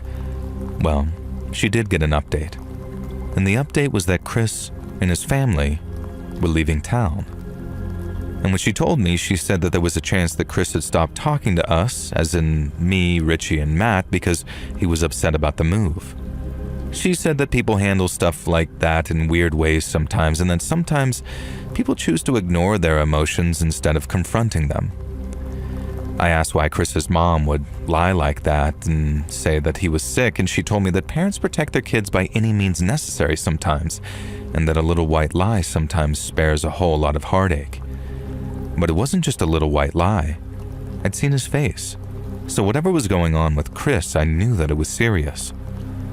Mom said that I'd come to accept it as time moved on, but it didn't, and I never have. I think something happened to Chris that night that he went off trick-or-treating on his own, and I think it was so bad that he and his family either chose to leave town or just straight up had to. I tried looking him up on Facebook a while back, but he doesn't seem to have any kind of social media, and I figured enough time might have passed that he'd be willing to talk about it, but even if he is, I couldn't find him anywhere. Sometimes I think about that weird text message he sent too, and in my darkest moments, I think he wrote, "Hello, meat pliers," because he was using predictive text in a very terrified frenzy.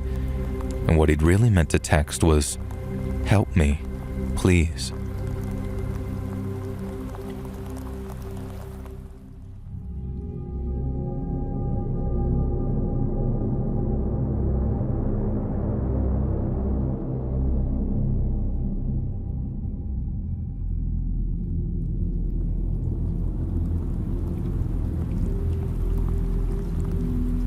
So I wanted to write to you today to finally share a story that happened to me when I was a little kid, back in the 1990s. It caused a big rift in my family at the time for reasons that you'll soon see, and it involved my single aunt, who was my dad's sister, and her daughter Serena, my cousin. My parents weren't married when they had me, and for a long time they said they didn't need some official piece of paper to show their commitment to one another. Well, eventually I guess they did in fact need some official piece of paper, for some reason or another, so they decided that if they were going to get married, they'd do it properly. I was a little bridesmaid to my own mom, and it was a little girl's dream. The whole day felt like some magic fairy tale. The only part of the memory that I have that feels more like a nightmare is remembering my cousin Serena lurking on the outskirts of the wedding, dressed in black and sort of scowling at me. I remember her whispering to me that it physically hurt her to be inside the church for the service, and then later at the reception, telling me that she was never going to get married, and people who got married were lame, and she'd never commit to one person except for her one true lord, Satan. Serena was a 15-year-old emo teen. I was a 6-year-old princess wannabe, and so I believed every word my older and therefore obviously smarter cousin told me. Also, Mom and Dad had told me that I had to become friends with Serena because I was going to be staying with her and Auntie June while they went on their honeymoon, so it was like Serena would be my sister for a while. Serena had been there when they said this, and she acted very excited and happy about it, and didn't mention Satan or how being in church hurt her soul, or any of the insanity that was to follow. Her dressing in black was a bit of an eccentricity, my dad said, a word that I didn't know at the time but I kind of liked. And he said that Auntie June had been like that when she was a kid too, and now Auntie June was the nicest, sweetest person we knew, wasn't she? I agreed. Auntie June was lovely and nice and sweet, and I remembered Serena being nice and sweet too, and she hadn't worn black or even scowled the other times that I'd met her. And this was a recent thing. At the wedding, I asked her if it had always burned her soul to go inside a church, like she was claiming, and she said yes. But I knew that she had been at my baptism when I was a baby, and I never heard about her getting burned then. She told me that the only reason she didn't catch fire at the wedding is because she'd performed sacred rites to protect her soul from God. I didn't really understand any of this at the time, but I knew that I'd been taught that God was good and loving, so I was very confused why Serena would be scared of him. I think even at 6, I knew she was lying to some degree and maybe just sort of play acting. I definitely didn't take it seriously or think it was scary, or even think much of it at all, though. I thought she was cool, and I was excited to spend the next nearly 3 weeks with her and Auntie June in their house on Millbrook Road, where Auntie June and Serena promised me they'd made me an exciting bedroom that would be mine for the whole time that I was there. I'd previously been told that I was going to share with Serena, so I was a little bit disappointed that I'd have my own room instead, but when I mentioned this to Mom and Dad, Mom just said that Auntie June had told them it would be for the best if I had the guest room. The first couple of days with my aunt and cousin were just normal, fun days. I either spent time being fussed over by Auntie June or Serena when Auntie June had to go out to work. It was summer vacation, but not for Auntie June, obviously. And June sometimes worked in the evenings, and then Serena would have to babysit me, sorta. June said that she'd try to switch to as many day shifts as possible, but there would be some nights when she wasn't there. It was on the third day staying there that I had my first overnight with Serena, and that's when she dimmed the living room lights and told me to scooch in close and listen real good, because she had to tell me something important. I listened, excited to hear what she was going to say, and she told me their house was haunted.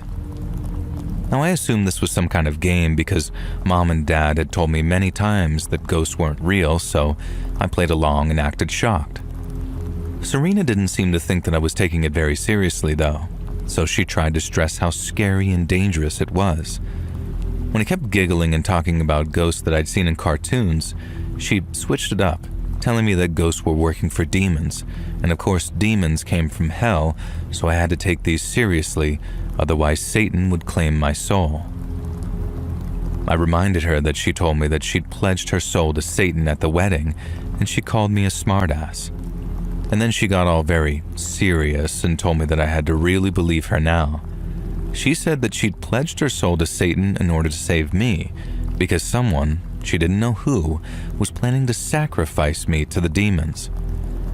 And eventually this started to upset me a little bit, and I guess Serena got the reaction she wanted, because the more upset I got, the more she continued. I don't remember the exact details, but she started telling me some very dark horror movie things, how the demons were going to take me down to hell and slowly peel my skin off, eat my soul, and it would be because someone had sold my soul to Satan. Serena said that she pledged her own soul to Satan to protect me, and that's why she avoided churches and why she dressed in black. And then she showed me a pentagram that she'd drawn on her arm in Sharpie and told me it was the Dark Lord's mark. It was all very silly, but you know when you're a little kid and an older kid is trying to upset you, so it does, even though you don't really believe them or care. I think that's what happened, at first anyway. And then Serena said it was really important that we work out who had sold my soul to Satan, because the only way we could have both of our souls would be to break their pact. That night, Serena let me stay up too late, so I was overly tired anyway.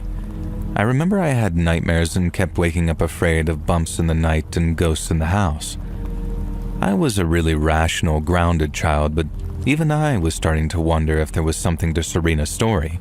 After all, why would she be lying about this? Over the next few days, I spent a lot of time with Auntie June.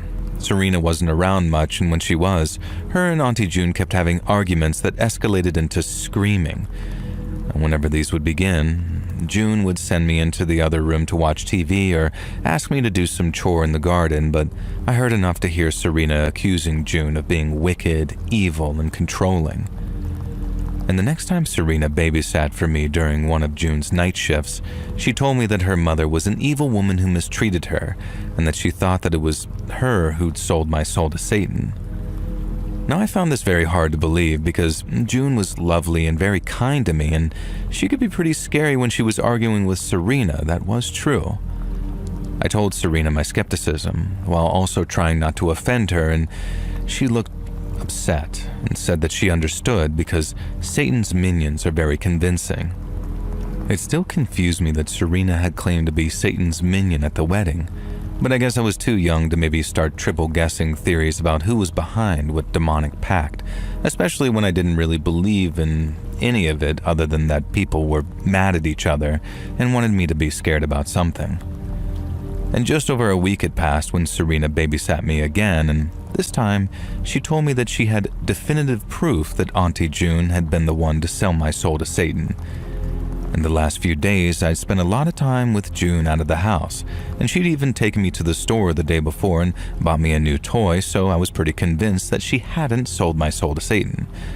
I also hadn't seen any evidence of the ghosts or demons that apparently infested the house, according to Serena. But again, she explained that this was because she'd signed her own pact with Satan to protect us. I had overheard June and Serena arguing about me, though. Serena had accused her of giving me a lot of attention and trying to get her claws into me, which did sound scary, admittedly. It was very hard to know who to believe when, in my eyes, they were both adults. Obviously, now I know that I should have just told June what was going on right away, but hey, I was a kid. And so that night, Serena took us into Auntie June's bedroom, which is where we weren't supposed to go. It was always locked, but Serena knew a way to pick the lock using magic, she said. Although when she told me to look away so my soul wouldn't be corrupted, I saw her slip a key out of her pocket. Inside, she showed me the evidence. June had horror novels on her bookshelf, and on a board in her room there was an old Polaroid photo of Auntie June dressed as a witch, standing next to a devil who looked suspiciously like my dad in a Halloween costume. Serena insisted this was real, photographic evidence of her mother at an old coven meeting where she'd committed herself to Satan, though. And I was less impressed by the horror novels. Some of the covers were genuinely very scary to me, and I didn't understand how someone like Auntie June would want or allow things like that in the house. I'm really not quite sure why this was the deciding piece of evidence for me that began to sway me, but it was. I've been so rational and sensible up till then, but seeing all that terrifying imagery sitting on June's bookshelf, somehow Serena was able to persuade me that it did in fact prove there was a evil side to Auntie June. I still didn't believe any of the Satan nonsense, or about the pacts, or selling my soul, or anything like that. I think Serena knew that, though, because she changed the angle of her story a bit, and now it was more about stopping Auntie June from doing bad things to us in general, and that she was secretly a wicked, abusive woman, and that we had to help her purify her soul. We left the bedroom, and Serena locked it up behind her, again making me look away to save my soul while she did the magic. And then she took me into my bedroom. We never went into Serena's bedroom either. She said that it was because that's where the ghosts congregated, and it would scare me to see all the things that she had to surround herself with due to her selfless pact with Satan. Serena told me to sit on the bed and wait while she went to her room and got something. And while she was gone, I heard some bangs and crashes in the hallway that I think were supposed to sound like ghosts, but were clearly just Serena. And then eventually she returned and had a small baggie with 3 berries in it.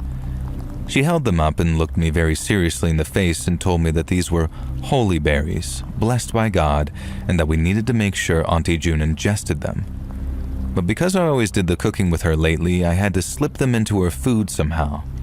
Serena made me promise that I would. She'd made me swear on my life and the lives of my mother and father. I kept my toes crossed and swore. And now, like I said, I wasn't a stupid kid. I knew that whatever Serena was asking me to do here wasn't a great idea. I also knew that berries could be dangerous. The part that I couldn't really get my head around is why Serena would want me, her cousin, who she was supposed to love, to harm her mother, who she was supposed to love. It didn't really compute to me that they could be really dangerous, and that's why I didn't take things as seriously as I should have. Also, I was like 6, remember? I wish I could say, in Serena's defense here, that I really can't be sure that she intended for me to go ahead with it. I want to remember there being some hesitance, that she was unsure, or maybe told me to just do it if I was able to, etc. But I can't. She was very strongly adamant that I do it. Like I said, she made me swear. She told me specifically to put them into the fruit salad that Auntie June made, which only she ate because there would be blueberries in there. But she also told me that if anything happened, she wouldn't tell me what, she just said that I'd know, then I had to say that it was me who gave Auntie June the berries, otherwise it would undo the breaking of the pact. So Serena had very clearly set me up to get in trouble, and then coached me into taking the blame. The problem was simply that I didn't know how serious it all was. what I did was wait until late that night when everyone had gone to bed, and then I went to use the bathroom and took the baggie with me. And my plan was to simply flush them away and then tell Serena that I'd done what she asked, and nobody would be any the wiser. And I even thought that I was really smart because I'd thought ahead and knew that if I just dropped the berries down the toilet, they might not flush away. So I crushed them in my hand and wiped the mulch off and flushed that away. And I even tasted a little taste of the juice on my tongue just in case they had actually been blueberries all along. And they were not. And then I made sure I scrubbed my hands very clean of any evidence of the purple staining and went to bed.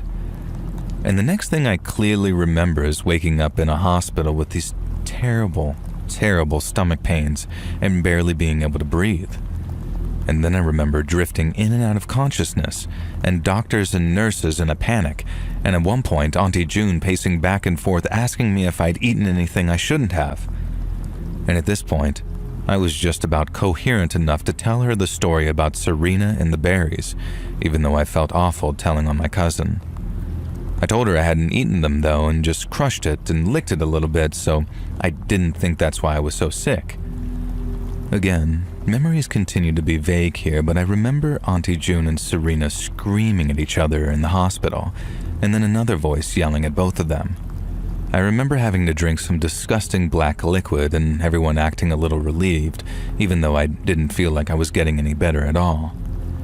I spent a couple of days very sad and scared and struggling in that hospital until my parents came back early from their honeymoon, and I'd never been more relieved to see them. So yeah, my cousin Serena tried to get me to poison my aunt with deadly nightshade, and because I was too sensible and serious a kid to let her convince me to do it, but too naive to believe that it could be anything too dangerous, I ended up giving myself some very minor deadly nightshade poisoning. It could have been a hell of a lot worse. I could have ended myself, or worse, I could have ended up killing my aunt, and I'm not sure that I would have ever been able to forgive myself for that. No matter how much people tell me that it wouldn't have been my fault, I'm not sure that I would have been able to accept that as true. One thing that was true, though, was that Serena had tried to convince me to poison her mother, and her actions had led me to getting mildly poisoned instead. So, of course, everyone wanted to know why and what the hell had happened. I didn't really follow or understand what was going on at the time, being so young. I just recovered in the hospital and was told that I wouldn't be seeing Serena or Auntie June again. Later this changed, but that's what Dad told me, pretty angry at the time, and I think a part of me had become scared of Auntie June after all the things Serena had told me in the horror novels on her bookshelf, because I just remember being glad that I wouldn't have to deal with any of that again while I was focused on just getting better. And here's how everything eventually played out, though. It turned out that Auntie June had been severely struggling with Serena for about a year. Out of the blue, she'd gone from a well-behaved and kind girl into a monster. June was barely coping with her, but didn't want to admit it to anyone in case they judged her. She knew that Serena had always genuinely cared about her little cousin, so she thought that me going to stay there during my parents' honeymoon might heal the rift between them, and instead, it made things worse. My dad was extremely angry at his sister for withholding how serious Serena's behavior had become. Apparently, Serena had used physical violence against June shortly before my stay, and all Dad could focus on was the fact that I'd been endangered. It didn't take long to realize he was being harsh on Auntie June. Serena wasn't just a troubled teen, it turned out.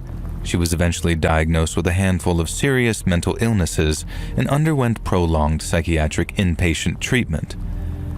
At one point early on, Dad was adamant that they pushed for an attempted murder charge against Serena, especially because she seemed extremely unrepentant at the time, and when it was discovered how mentally sick and suffering she was, that was soon dropped.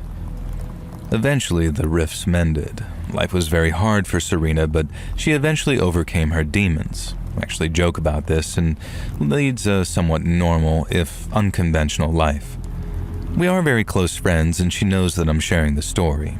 We have a kind of attitude about it where we'll both get a kick out of it if it somehow manages to appear on an actual Let's Read video, so hopefully that proves that despite it being an completely terrifying, horrific experience for everyone involved, it did at least have a happy ending.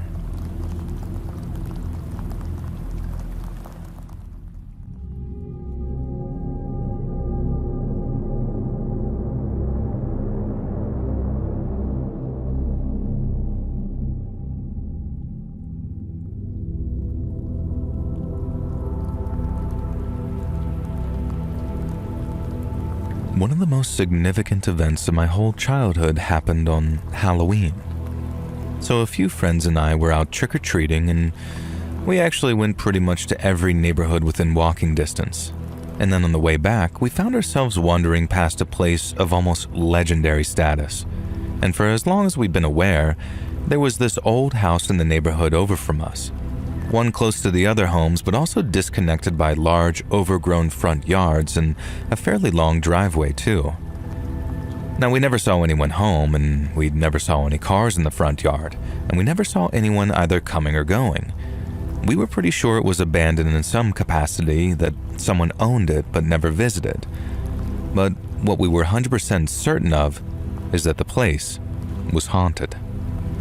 If you saw the place at 13, you'd probably think it was haunted too. Heck, see the place at 30 and you probably still think that that place has a resident ghost or two. It looked like a haunted house, all old and gothic and stuff, like the kind of place the Addams family would live. And so naturally, a bunch of over-imaginative 13-year-olds were convinced there were long-dead spirits wandering the halls.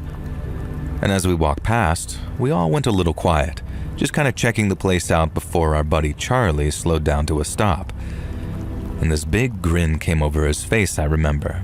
And then he says, "How much candy are you going to give me if I knock on that door?" Now we're all thinking, dude, there's no way you're about to knock on that door. But Charlie bet his entire bag of candy that he would, and suddenly none of us would take his bet because he was clearly very serious about dingle-dong ditching this haunted house. Now, I still had my doubts, and when I bet him a handful of candy he wouldn't do it, our two other friends did the same. And then once the bets were in, off goes Charlie, bold as brass down that driveway. We carried on watching him walk up the driveway, pretty skeptical and doubtful, and then when he got to the door, Charlie looked back at us. He was trying to be brave and not show any fear, but even from all the way down the driveway we could see how nervous he was. Now I remember hearing, "I told you wouldn't do it." But then I guess Charlie did too, because right after it got said, Charlie raises his fist and knocks on that door. And one of us actually gasped, I remember. And I remember not giving a crap about candy at that point because Charlie just hammered on the door of some haunted house. And we all watched in silence as he backed away from the door, turning his body as if he was about to run. But not only did the door not open, but nothing moved and nothing stirred. The house stayed dark and incredibly quiet, and the longer it did, the more Charlie's confidence started to build. He stopped, and instead of walking back down the driveway towards us, he walked right back to the front door of the house and knocked for a second time. He did it even louder that time and with a kind of playful rhythm too. Do-do-do-do-do-do-do. And we're laughing among ourselves by that point, mainly at just how brazen Charlie was being. And then once he heard and saw us laughing, that only spurred him on more. And when he knocked a third time and started yelling out, "Hello? Anyone home?" We thought it was hilarious as kids. I guess it was all that tension being relieved, realizing that our fears about that place had been completely unfounded. Charlie started yelling about how if a ghost didn't appear to give him a treat, he was about to give them a trick they'd regret. Then he yelled that he was going to come back with holy water and sprinkle it all over the place so the ghost couldn't live there anymore. And we were just laughing our butts off by the time he got to that part, and one of us says, "All right, brother, you won. Come get your candy, let's get going." But Charlie wasn't done. He then started dancing on the porch, singing the Ghostbusters theme like, "I ain't afraid of no ghosts." And then we were about falling over laughing. And then just as I looked up, sides hurting from laughing so hard, I saw the door behind Charlie suddenly open. And all three of us stopped laughing as Charlie spun around, just in time for this shadowy figure to come lunging towards us and snatch him up. Charlie screamed, but it was no good. This person dragged him back into the house before slamming the door closed. And then there was silence again. The moment that door slammed, the three of us went running down the driveway while yelling Charlie's name. I guess it was pure instinct, something propelling us to try and help our friend, but that front door was closed and locked, And since busting into the house some other way seemed insane, we knew the only best thing to do was to go get help. As I said, the house was like this oddity in the neighborhood. Part of it, but not part of it.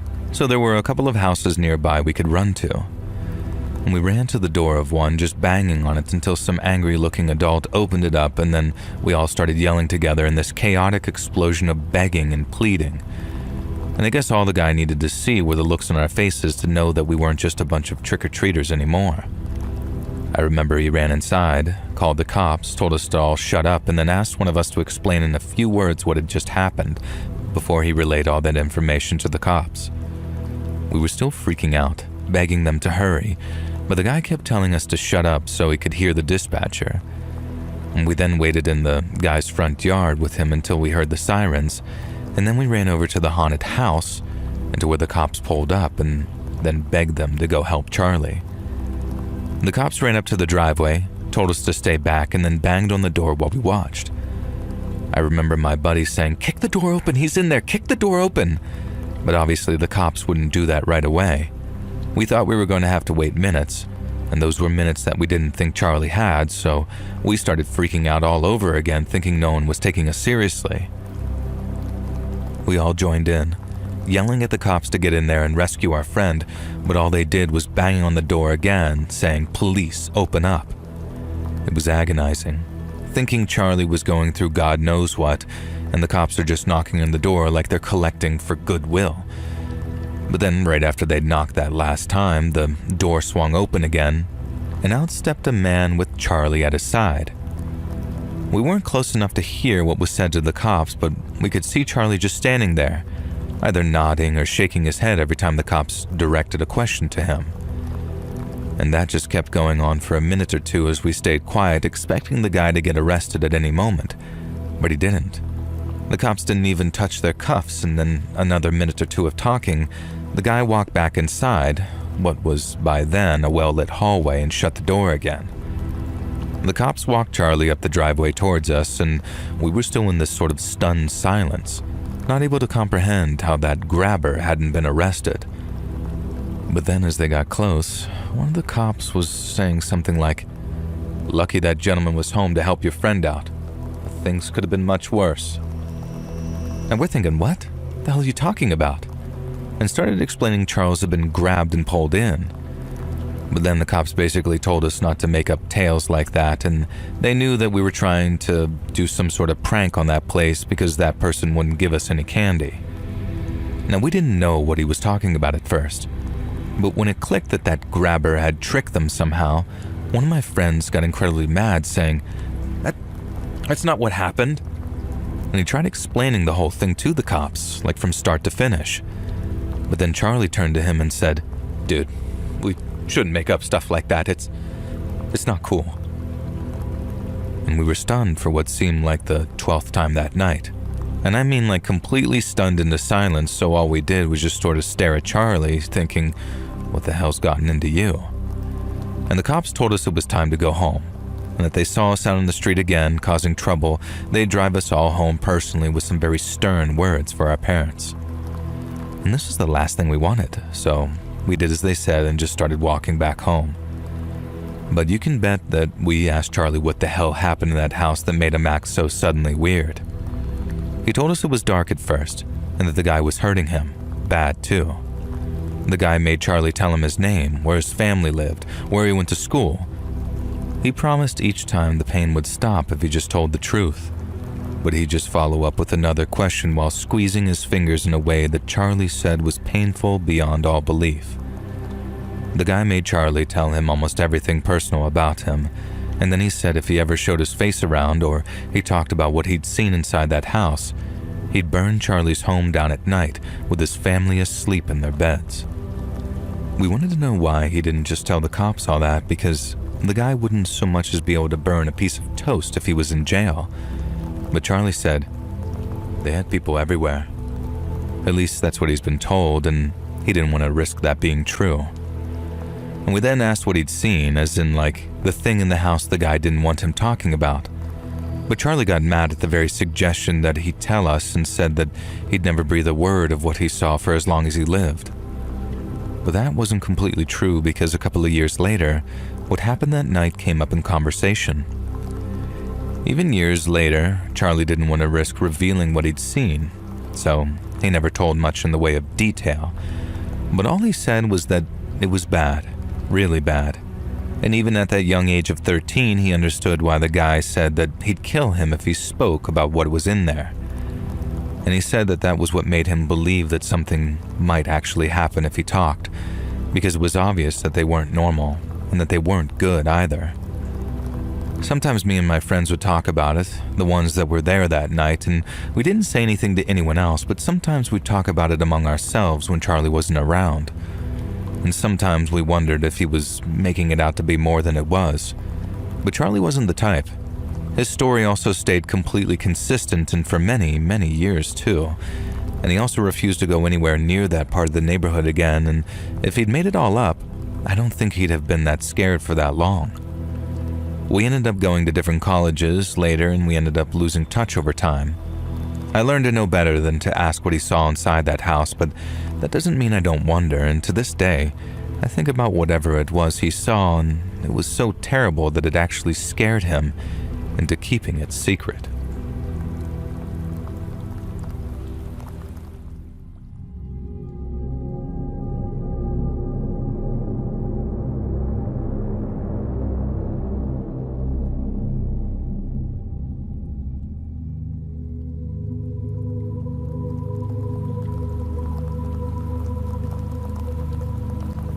A lot of people have stories about that one kid from their school days who was just the freaking worst. My story goes places. The kid in question wasn't who was scary. He wanted to be scary. He wanted to be really intimidating, and he wanted the rest of us to be scared of him. He was new to school and a proper short-arse little guy, alone on a new place in the middle of year 7, so I can see why he decided to front, and he was such an oddball. So this kid was new at our school, and he had an attitude that stank, and he decided he wasn't going to fit in. He wasn't going to try and be anybody's friend. Instead, he wanted us to fear him, so he picked someone to emulate that he thought we'd find badass and scary. Unfortunately, that person was Fred Durst. Now let me set the scene.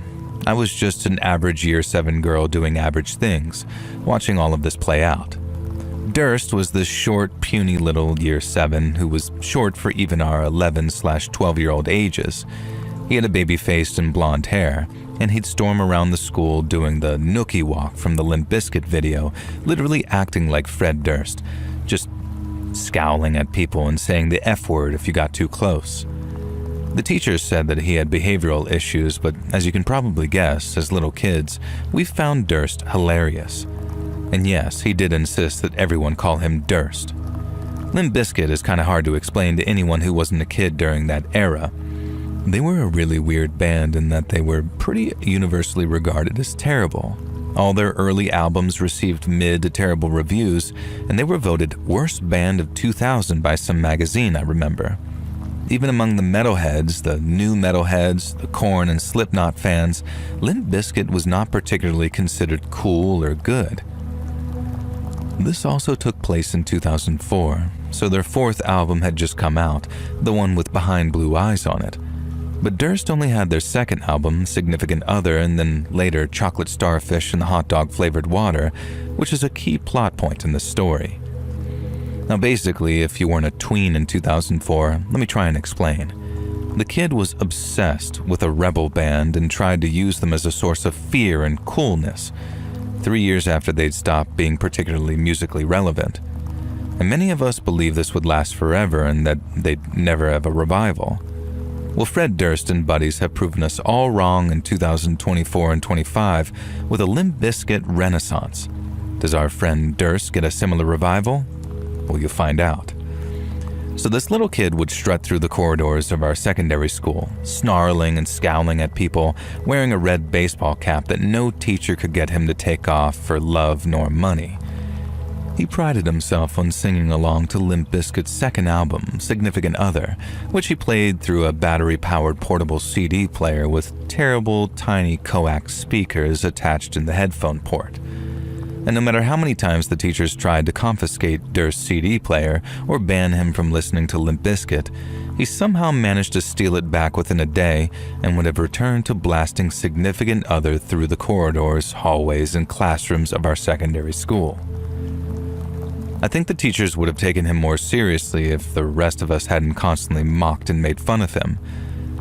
And eventually, Durst didn't care that we weren't afraid of him. He went from trying to be hard to trying to be the class clown. Any attention was good attention to him, and we would constantly goad him and bait him into making himself look like an idiot, and for his part, he was getting easy and free attention like he wanted. I know for a fact that Durst wasn't some mentally ill kid or anything. He didn't come from a troubled home, and he was just a little asshole back then. I don't know if it's still the case in British secondary schools these days, but back in my day when I was in school, doing music class was compulsory for the first couple of years of secondary school. We didn't really learn much. It was kind of an unstructured class. Sometimes we'd play around on instruments, other times we'd all have to sing, and then sometimes we'd be taught vague musical history lessons, or vague attempts to teach us what musical score was. Music class was basically a free muckabout session, and we all loved it, not least because of our teacher, Mrs. Beaton. She was a proper sweet old granny type, clearly still working as a music teacher because she enjoyed it. And I went to a fairly rural school, and I think that if she taught in a bigger city school, Mrs. Beaton would have been forced into retirement many years before. But my school was kind of small, kind of underfunded, and didn't exactly have a wealth of music teachers queuing up at its door. Mrs. Beaton never lost her temper, ever, and she was maybe the only teacher who really, genuinely tried with Durst. I guess because his bizarre Limp Bizkit fascination was music-related, and she thought maybe she could reach him by trying to be nice to him and encourage him to listen to other music. This didn't work, of course. Durst would just turn up Significant Other, usually Nookie or break stuff, and I swear that thanks to Durst, I'd hear those two songs more than any other music during 2004. Let me just reiterate. This album came out in 1999. Limp Bizkit had 4 albums out by 2004. Durst just only owned this one, at least for most of the story. So Mrs. Beaton tried really hard to be nice to Durst, and he was rude as hell to her, and she never once got angry at him or raised her voice or anything. Oh, there's one thing that I haven't mentioned about Durst's copy of Significant Other yet. It was the censored version, so all the swear words were just muted out hilariously, and his parents wouldn't allow him to own the uncensored version back in the day in case it was a bad influence. And I first met them back at Parents' Evening of that year. They were at the table next to mine, and I heard them describing their son as spirited and enthusiastic to a teacher, who was explaining to them that no, he was incredibly disruptive and badly behaved. They seemed actively shocked at this, which was the first time I discovered that his whole Durst act was mostly only at school. And this was before the Mrs. Beaton incident. So back to that, every time he'd disrespect Mrs. Beaton, the rest of the class would get particularly mad at Durst. We started calling him Durst the Worst, which I think is a nickname Fred himself probably heard often. But despite us trying to use it as an insult, Durst loved being called Durst the Worst. And because we were stupid kids, we didn't realize that we were only encouraging him and rewarding his attention-seeking behavior. So a typical music lesson would kind of go something like this. Mrs. Beaton would say, "Hello, class. Something, something, dance macabre, something, something, teacher voice, oasis and blur, something, something." And then she'd sigh and add something about Limp Bizkit. She tried her very best to incorporate Limp Bizkit into her music theory lessons, knowing that Durst would just bring them up anyway. Then Durst would hear Limp Bizkit and take it as a sign to yell, "I did it all for the Nookie. Come on, the Nookie." Or, "I'ma grab a chainsaw," or something similar. And then we'd all yell at him to shut up, Durst the Worst, and then he'd rap back at us in a bad approximation of Fred Durst, and then eventually we were all disrupting the lesson, not just Durst, so Mrs. Beaton would clap her hands together politely and ask for gentle, calm, quiet. And that was her catchphrase. And of course, none of us wanted to upset Mrs. Beaton, our beloved teacher, so we'd all calm down then. Durst generally kept the swearing to corridor moments because it was the only thing the teachers couldn't just let fly, I guess. So in other classes, his disruptive behavior usually involved the lines I quoted above, or he'd self-censor to avoid getting into too much trouble. Not the case in Mrs. Beaton's class, though. He knew lovely old Mrs. Beaton would never actually punish him, so he used this opportunity to say the full range of F-bombs and B-words that you would hear in their music, and you could see that it genuinely bothered Mrs. Beaton every time he did so. Like whenever he said the F-word, she'd twitch a little and tell him it was harmful to use language like that. As some example of how powerfully sweet Mrs. Beaton was, Durst even listened occasionally, and he would usually stop swearing once he saw that he offended her too much. The main event happened on the day we came back from half-term break. It was the final half-term of Year 7, which means Durst had been at the school for around 6 months. He joined after the Christmas holidays, hence why he was the insecure new kid acting like a weirdo. It felt like he'd been the main character of our entire school forever, though, even though this must have just been because he was in my class. Looking back, it was obvious that the situation couldn't go on forever, and that something would have to be done about Durst eventually to stop him disrupting our entire school lives. And I sometimes wonder what things would have been like if the Mrs. Beaton incident hadn't happened. Maybe Durst would have moved on to Lincoln Park or called himself Shinoda and become a very different person. And that day back after the summer half-term, though, he was still Durst, but there was something different about him. We all recognized it right away because he'd been spinning significant other every single day for 6 months. But I particularly recognized it because my older sister had other Limp Bizkit albums, so I'd heard it before when it came out in 2001 or whenever it was. And the thing I'm talking about is Limp Bizkit's third album, Chocolate Starfish and Hot Dog Flavored Water. Durst had the CD. He was listening to it, jamming to Rollin', Air Raid Vehicle, and in fact, a smug and excited look on his face as if it was a brand new album and this was his first time hearing it. Turns out that it actually was the case. He'd literally been gifted it for the first time on the way to school that day. In amongst his usual snarls and spinning his red cap on his finger, Durst would point to his CD player during form room and say things like, "New album," and "Good, huh?" to anyone who came close. Of course, we all psyched him up, asking him about it and asking him which his favorite tracks were and things. And it was clear he loved Rollin' and Take a Look Around, which to be fair was a banger because those were the 2 songs he kept playing over and over and singing along to the latter in particular. When he was listening to Rollin' for the 5th time, though, I noticed something. Not only did Durst have a second Limp Bizkit album now, it was also the uncensored version. Yup. Fred let loose with a full barrage of cuss words on this album, and for anyone who knows the Chocolate Starfish album, you can probably understand why this is significant and where it's going. If you don't, well, then stay tuned. Because music was our last lesson of the day, and for most of the day we saw Durst strutting through corridors or in some of our classes, rapping along to Rollin', snarling at Year 11s, and doing some kind of new dance to this day that I don't think Fred Durst ever did. And I'm pretty sure it was from that one Bloodhound Gang song, but for whatever reason, Durst did that dance along to Rollin'. I'd been listening curiously all day, wondering if Durst would dare to play the title track of the album in front of the teachers.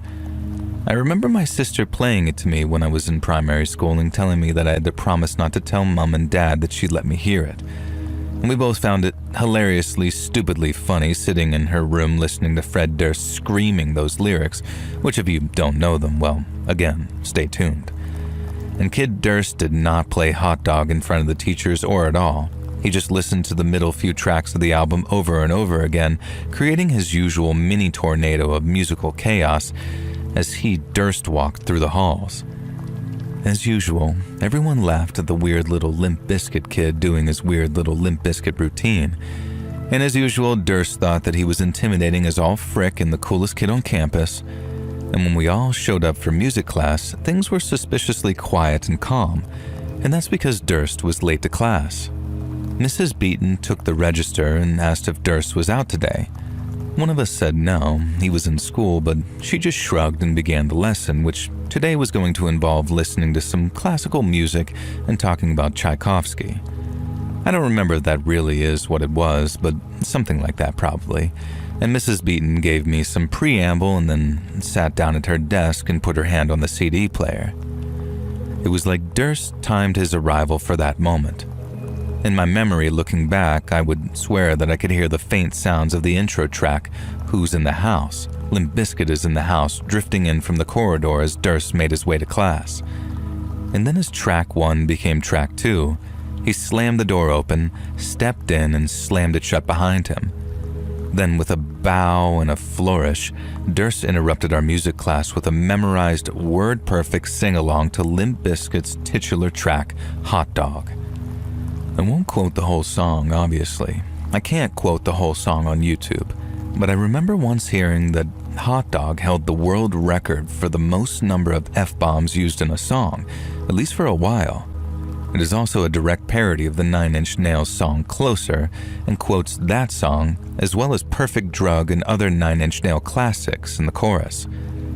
But here are some highlights of the 2-minute 10-second performance we got from Durst in music class that day and from the sweet, beloved OAP music teacher Mrs. Beaton. Get the F up. It's an effed up world and an effed up place. Everybody's judged by their effed up face. And then about 10 similar lines and something about DJ Lethal. Ain't it a shame that you can't say the F and the F word, blah, blah, blah, blah, blah, blah, blah, blah, blah, blah. Obviously, I don't remember the song from memory. I had to look up the lyrics, but it's burned into my mind watching Durst caper and leap about the class, his crappy speakers hanging around his neck, doing a dance that wasn't even from Limp Bizkit. It's burned into my mind how we all cheered him on and got raucous every time he said the F word, which is a lot in this song, and it's burned into my mind how none of us dared to even look at Mrs. Beaton the entire time because surely even she would be furious at Durst for this insanity. And Durst finished with a flourish of, just know that nothing you do can bring you closer to me. And the class fell silent, and that's when we all knew, Durst included, that this had gone too far this time, that the whole class should probably be ashamed. I turned to look at Mrs. Beaton to see what the teacher's reaction to Durst's disruption and constant use of the F-bomb was. She was sitting at her desk, staring ahead, breathing heavily. Durst just sort of stood there, looking defeated and pathetic. It was the most normal human behavior I'd ever seen from him. He even took his cap off and muttered, "Sorry, miss," and went to sit down. Mrs. Beaton was still staring ahead, breathing heavily. She didn't even look at Durst as he went and sat down, and looking a bit sheepish. And that's when I realized that she wasn't looking at any of us. She was staring off into space, like the top left corner of the classroom, so staring at nothing basically. One of the other students quietly said, "Miss?" to try and get Mrs. Beaton to react. She slowly stood up, and as she did, so I could tell even then something was deeply wrong, she swayed on her feet, her breathing still heavily, and we still thought that it was just anger and outrage at Durst. Mrs. Beaton took a few unsteady steps out from behind her desk and into the center of the classroom. The desks had been arranged in a sort of U shape around the teacher's desk, so there was a central space where we'd congregate if we played the instruments. Right now it was empty, and this is where Mrs. Beaton walked. The whole time she was staring into space. Then she reached up with her right hand and gripped her chest, suddenly and viscerally. Then she sort of shook a few times on the spot, let out a strangled cry, and dropped to the ground, a dead weight. Literally, I'd discover later. Mrs. Beaton had suffered a massive, devastating heart attack and a brain aneurysm. And to those of us who saw it happen, we'd swear it occurred as a result of sudden trauma. It felt like Durst had shocked dear, sweet Miss Burton into having a heart attack with his performance of that song. Of course, we didn't know it was a heart attack at the time, or even that she was dead. First, there was panic and some kids running to get another teacher, and breathless explanations of how Durst had burst into class and performed a song, resulting in Mrs. Beaton dropping to the ground. And then there was more chaos and paramedics and teachers crying and guiding students out of the classroom carefully. And then finally, all of us kids were saying one thing to each other under our breaths. Durst killed Mrs. Beaton. The next few weeks must have been awfully difficult and complicated for the other teachers. Mrs. Beaton was beloved among staff as well, of course, and it's really hard to argue that Durst didn't kill Mrs. Beaton, even though he obviously didn't mean to or even mean to harm her. But adult teachers can't go accusing a 12-year-old boy of killing their 76-year-old colleague because she had a heart attack in response to his bad behavior. They still had to treat that bad behavior in the same way they would have normally treated it. Unfortunately for them, they all knew they'd been complacent with Durst, and if they suddenly acted differently, it would imply that they believed that he was at fault. Now, I have a bit of insight here, so I know that his parents had had plenty of meetings with the school, and the teachers panicked and worrying about the psychological effect that it would have on their son if he fully blamed himself for Mrs. Beaton dying. On the other hand, they understood that he couldn't be allowed to believe that he held no responsibility either because his bad behavior had led to something terrible happening. So basically the teachers and his parents decided that he should be punished, but not too much. Simply moving schools wasn't an option at first, and they also decided that it could make Durst internalize too much guilt. So basically it meant that Durst got a handful of detentions and our music teacher was dead. In the eyes of his angry classmates, who all knew we bore a bit of guilt too, this meant that Durst had gotten away with murder, literally. We only had a few weeks left for summer term, and I think most of us were too shell-shocked at seeing Mrs. Beaton die to literal cringe to actually act on it then. We all received counseling, although surprisingly little concerning that we'd seen a woman die in front of our eyes. And our class also had a special assembly without Durst where the head mistress herself emphasized strongly that while Durst's behavior had been unacceptable, it was very important that we all realized that Durst did not intentionally harm Mrs. Beaton and that she was very old and we all had our part to play and blah blah blah. We were little kids and not very compassionate, and also certainly didn't want to admit that we all egged Durst on that day. And so instead, we spent the summer seething and plotting with our friends and talking about how we were going to make Durst pay in the autumn term.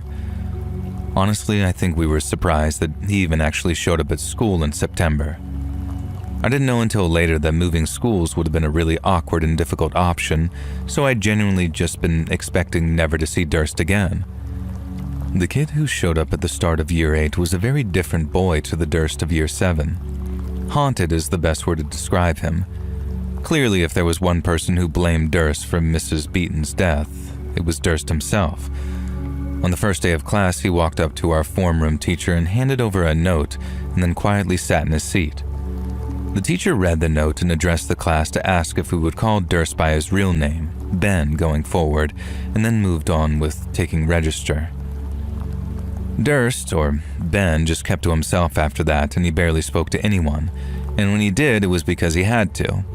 He most certainly did not listen to Limp Bizkit or any music in the corridors, and he did not attend music class, and now that I think about it, it's kind of ghoulish that the rest of our class still had the lesson in the same classroom we'd seen Mrs. Beaton die in, but hey-ho, here we go.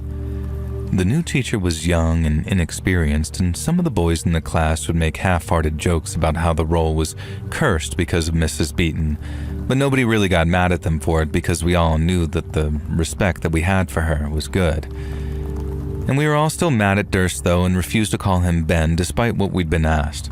We called him Durst or Killer and made absolutely no secret of the fact that we blamed him for murdering Mrs. Beaton. One of our favorite ways of tormenting him was to sing the ABBA song, When I Kissed the Teacher, but change the lyrics to Killed, which was deeply cruel in retrospect, and I'm pretty sure some of the boys got in some more trouble for bullying Durst than Durst ever got into the year before any of his behavior, and while I think the teachers should have been tougher with Durst in the first place, I do think it's right that they crack down on his bullying now. Durst, or Ben, had very obviously not intended to do anything more than scandalize Mrs. Beaton. Certainly not kill her, and even then as a kid I could tell that he was deeply haunted and guilty about it. It was like Mrs. Beaton's ghost lurked around him.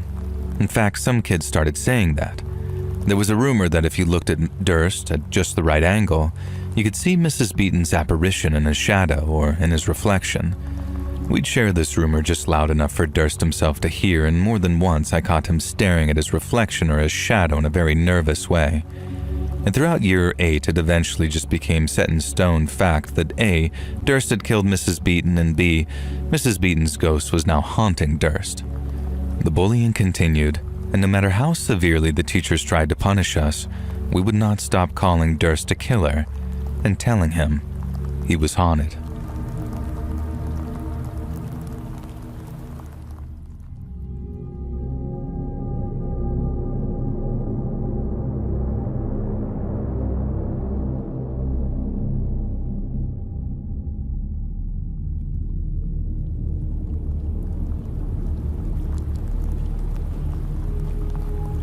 Last September, I somehow landed this incredible employment opportunity. The company was based out in the Pacific Northwest, and seeing that I was in NYC, I replied somewhat on a whim because the pay was so good. They gave me a call, I interviewed okay, and then when I didn't hear anything back for a couple of weeks, I figured that they just passed me over. But then one day, they called and told me that I'd got the job. I didn't say anything about not being serious regarding my application, but I did tell them that I might have some logistical issues in moving across the country and finding a place to live. I thought that I'd have them considering other candidates, but they were so dead set on bringing me aboard that they offered 12 months of free accommodation until I got onto my feet. It was a nice place too, small for a house, but well put together for what I could tell. And so in the space of around 24 hours, that application I sent off on a whim ended up changing my life. About a month later, I'd moved out to Washington to start my new job, and I was absolutely enamored with my new house. It was actually the first time that I'd lived in an actual house and not just an apartment, and having expected to live in New York City for most of my life, living in a house wasn't something I expected until I was aged like 40 or 50. It might sound kind of lame, but it was very exciting in a sort of now I'm grown up kind of way. And the thing that got me super excited as we rolled into the middle of October was that Halloween was actually approaching pretty quick. And like I said, I'd never lived in a house before, only apartment buildings, and trick-or-treaters generally don't actually stop at apartment buildings unless there's a bowl of candy outside and some direction on who to actually buzz. And that's if they trick-or-treat at all, because from experience, it's definitely much more of a suburban activity than an urban one. But that meant, as late October started to approach, I started planning what I was going to do for the spookiest date of the year. I carved a pumpkin, bought a ton of fun-sized candy bags, and then made sure my front windows had enough decoration to entice local trick-or-treaters. And let me tell you, it worked. And from maybe 5:30 to around 8 o'clock, I had around 24 groups of trick-or-treaters knock on my door. I saw a Waldo, a Beetlejuice, a couple of cowboys, and then there was the kid who looked exactly like the main character from The Bear, who'd also apparently mastered the "I'm so tired I could collapse" look. And I saw a mini Michael Myers who made me wonder how the hell a 10-year-old knew who Michael Myers was, but I think the best costumes of the night were two boys wearing Mario and Luigi costumes who were almost the exact same proportions as those two Italian plumbers. And after Mario and Luigi showed up, the group started to thin out a little, and rather than face being interrupted while I was cooking or showering, I just decided to put a bowl of candy out on the windowsill outside so any latecomers could actually help themselves. Now maybe an hour later, just after 9 p.m., I sat down on my couch to check out what horror movies Netflix had to offer. I was sitting there in my bathrobe, beer bottle in one hand and the TV remote in the other, when I suddenly heard a gentle tapping on my kitchen window. The size of the house meant my kitchen and living area were right next to one another, so I could literally turn my head and see where the person was knocking. I figured someone just wanted the candy bowl refilled, and by tapping on the window, they were just being a smartass and showing off to his costume friends by acting very creepy. Now, I wasn't mad about it. I actually kind of smiled to myself thinking, alright buddy, that's exactly what I would have done. And I was also kind of half expecting a jump scare when I pulled back the blinds too, and that maybe some masked teenage troublemaker was going to growl more candy and scare me. But I was ready for them, so I grabbed the blinds, pulled them back, and just about felt my heart stop in my chest. Standing outside in the dimly lit street, I saw a lone figure wearing a ski mask and dark clothing, and he was pointing what looked to be some kind of short, black shotgun at the window. Now, I must have looked at the guy for no more than maybe a split second, no longer than the time it took to blink, but when I look back on it, it was like he was perfectly framed by the window for maybe a minute or two. I remember how the material his ski mask was made of kind of shined in the low light, and I remember how his eyes were the widest I'd ever seen and how the whites were the whitest I'd ever seen. I remember him holding the shotgun in both hands and how it looked sleek and jet black, but kind of old and scuffed too, like it's been passed around. But then once that image had been burned into my brain, I hit the floor so hard that I ended up with some serious bruising on my arms and legs. Yet in the moment, I didn't feel so much of a twinge of pain as I slammed into the hardwood beneath me. I thought the shot was going to come at any second. I thought the glass would go flying across the room.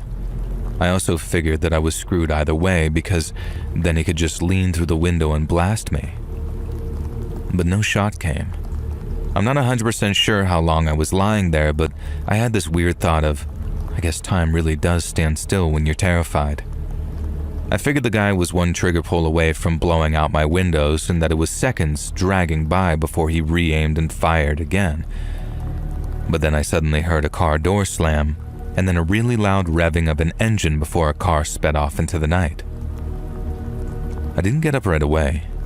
Part of me didn't trust that it was over, but then after maybe a minute or so of silence, I pushed myself up off the ground and dared to peer behind the blinds. The street outside was quiet again. Just streetlights and parked cars. And then when my legs stopped shaking enough for me to actually stand, I called 911 and told the dispatcher what had just happened.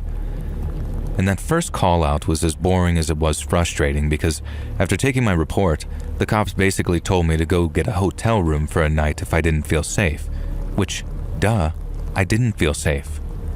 I knew they weren't exactly going to post a guard outside for little old me, but to basically be told, don't like it, then leave, seemed incredibly cold. And I spent the night in a hotel and went to work that next morning with one hell of a story to tell. I figured that I'd probably spend a second night in that hotel too because I still had no idea what was going on with that masked man and his shotgun, at least until I got a phone call from a police officer in the late afternoon, and then he explained everything. So the cop who called wasn't one of the regular street cops that I'd spoken to after the incident. This guy said he was from the city's gang task force, and after hearing the report, he believed that he could provide a little insight into what had happened. According to the cop, my home's previous occupants had been gang members, and had only vacated a matter of weeks before I moved in. In all likelihood, the guy with the shotgun didn't fire because he recognized that I wasn't anyone he was looking for.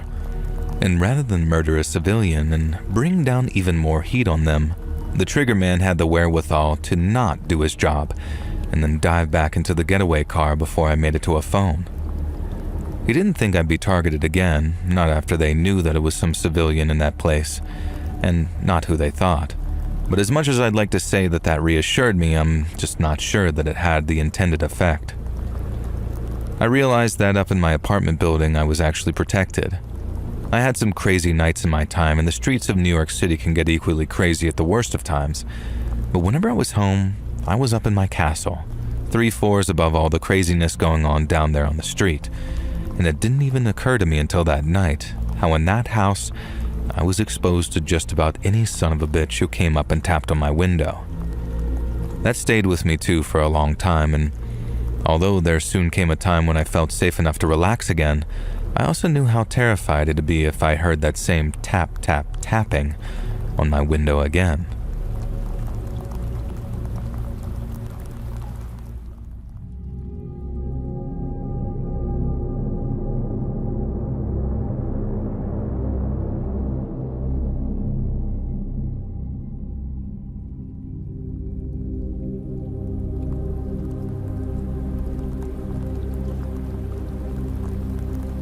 The scariest events of my entire childhood took place on Halloween.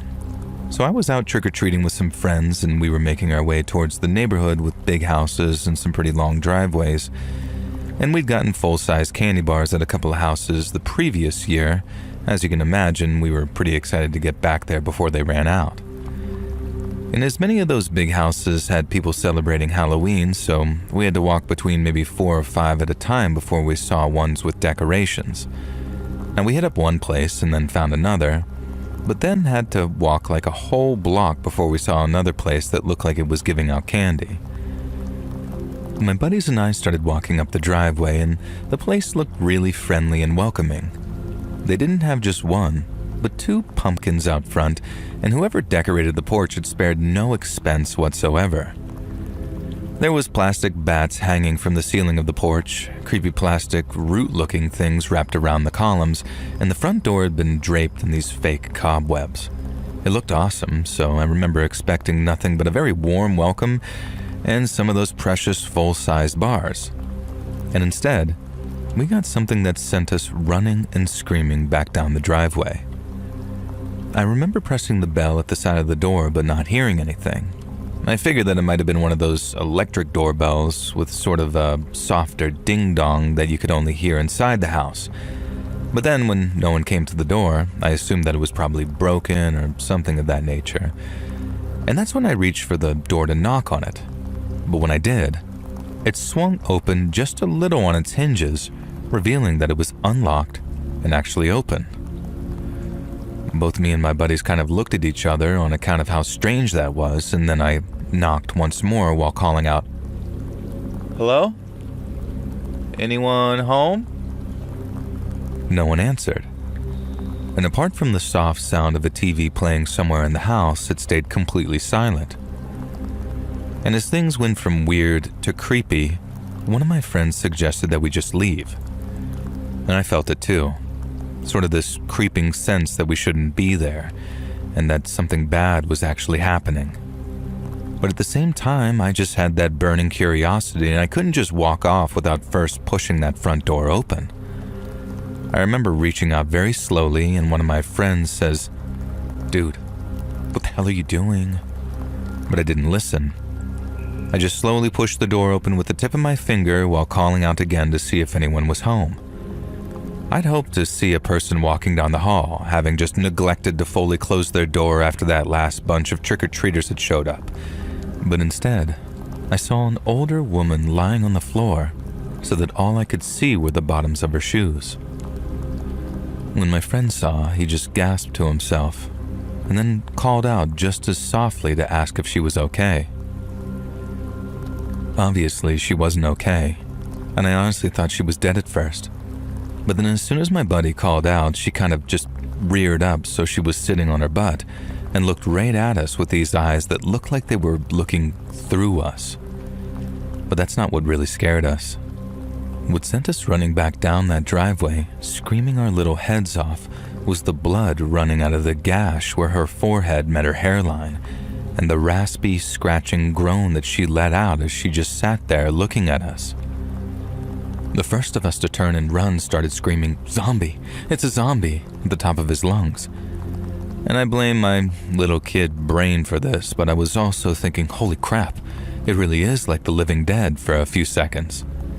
At least until it occurred to me that there was no way in hell that that lady had come back to life after being dead, and that in actual fact, she was actually really hurt and in some serious need of help. My buddy was still yelling about zombies when we ran up the driveway of the house opposite that, and I had to tell him to shut the hell up before anyone answered the door, because they'd end up probably calling the cops thinking some kids were just playing a prank on them.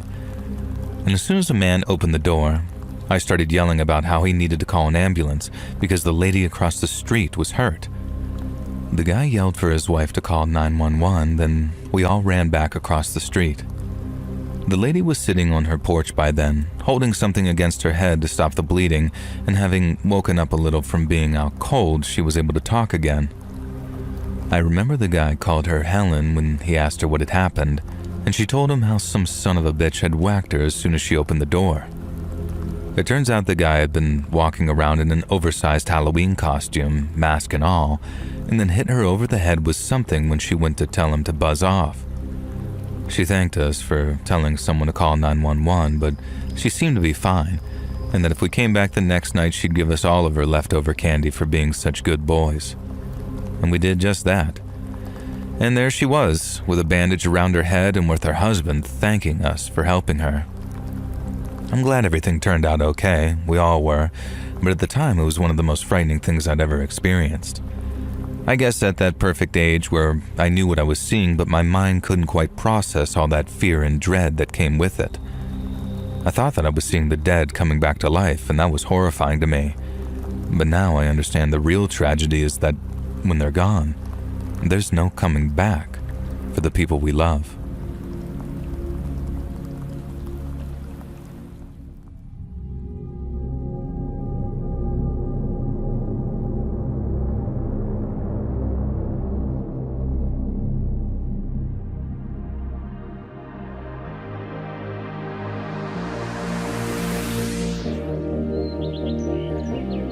Hey friends, thanks for listening. Click that notification bell to be alerted of all future narrations. I release new videos every Monday and Thursday at 9 p.m. Eastern Time, and there are super fun live streams every Sunday and Wednesday night. If you get a story, be sure to submit them over at my email at letsreadsubmissions@gmail.com, and you might even hear your story featured on the next video. And if you want to support me even more, grab early access to all future narrations and bonus content over on Patreon, or click that big join button to hear about the extra perks for members of the channel. And check out the Let's Read podcast, where you can hear all of these stories in big compilations located anywhere you listen to podcasts. I also have a true crime channel called Saturn Soul. Go subscribe. All links in the description below. Thanks so much, friends. And remember, ho, ho, ho.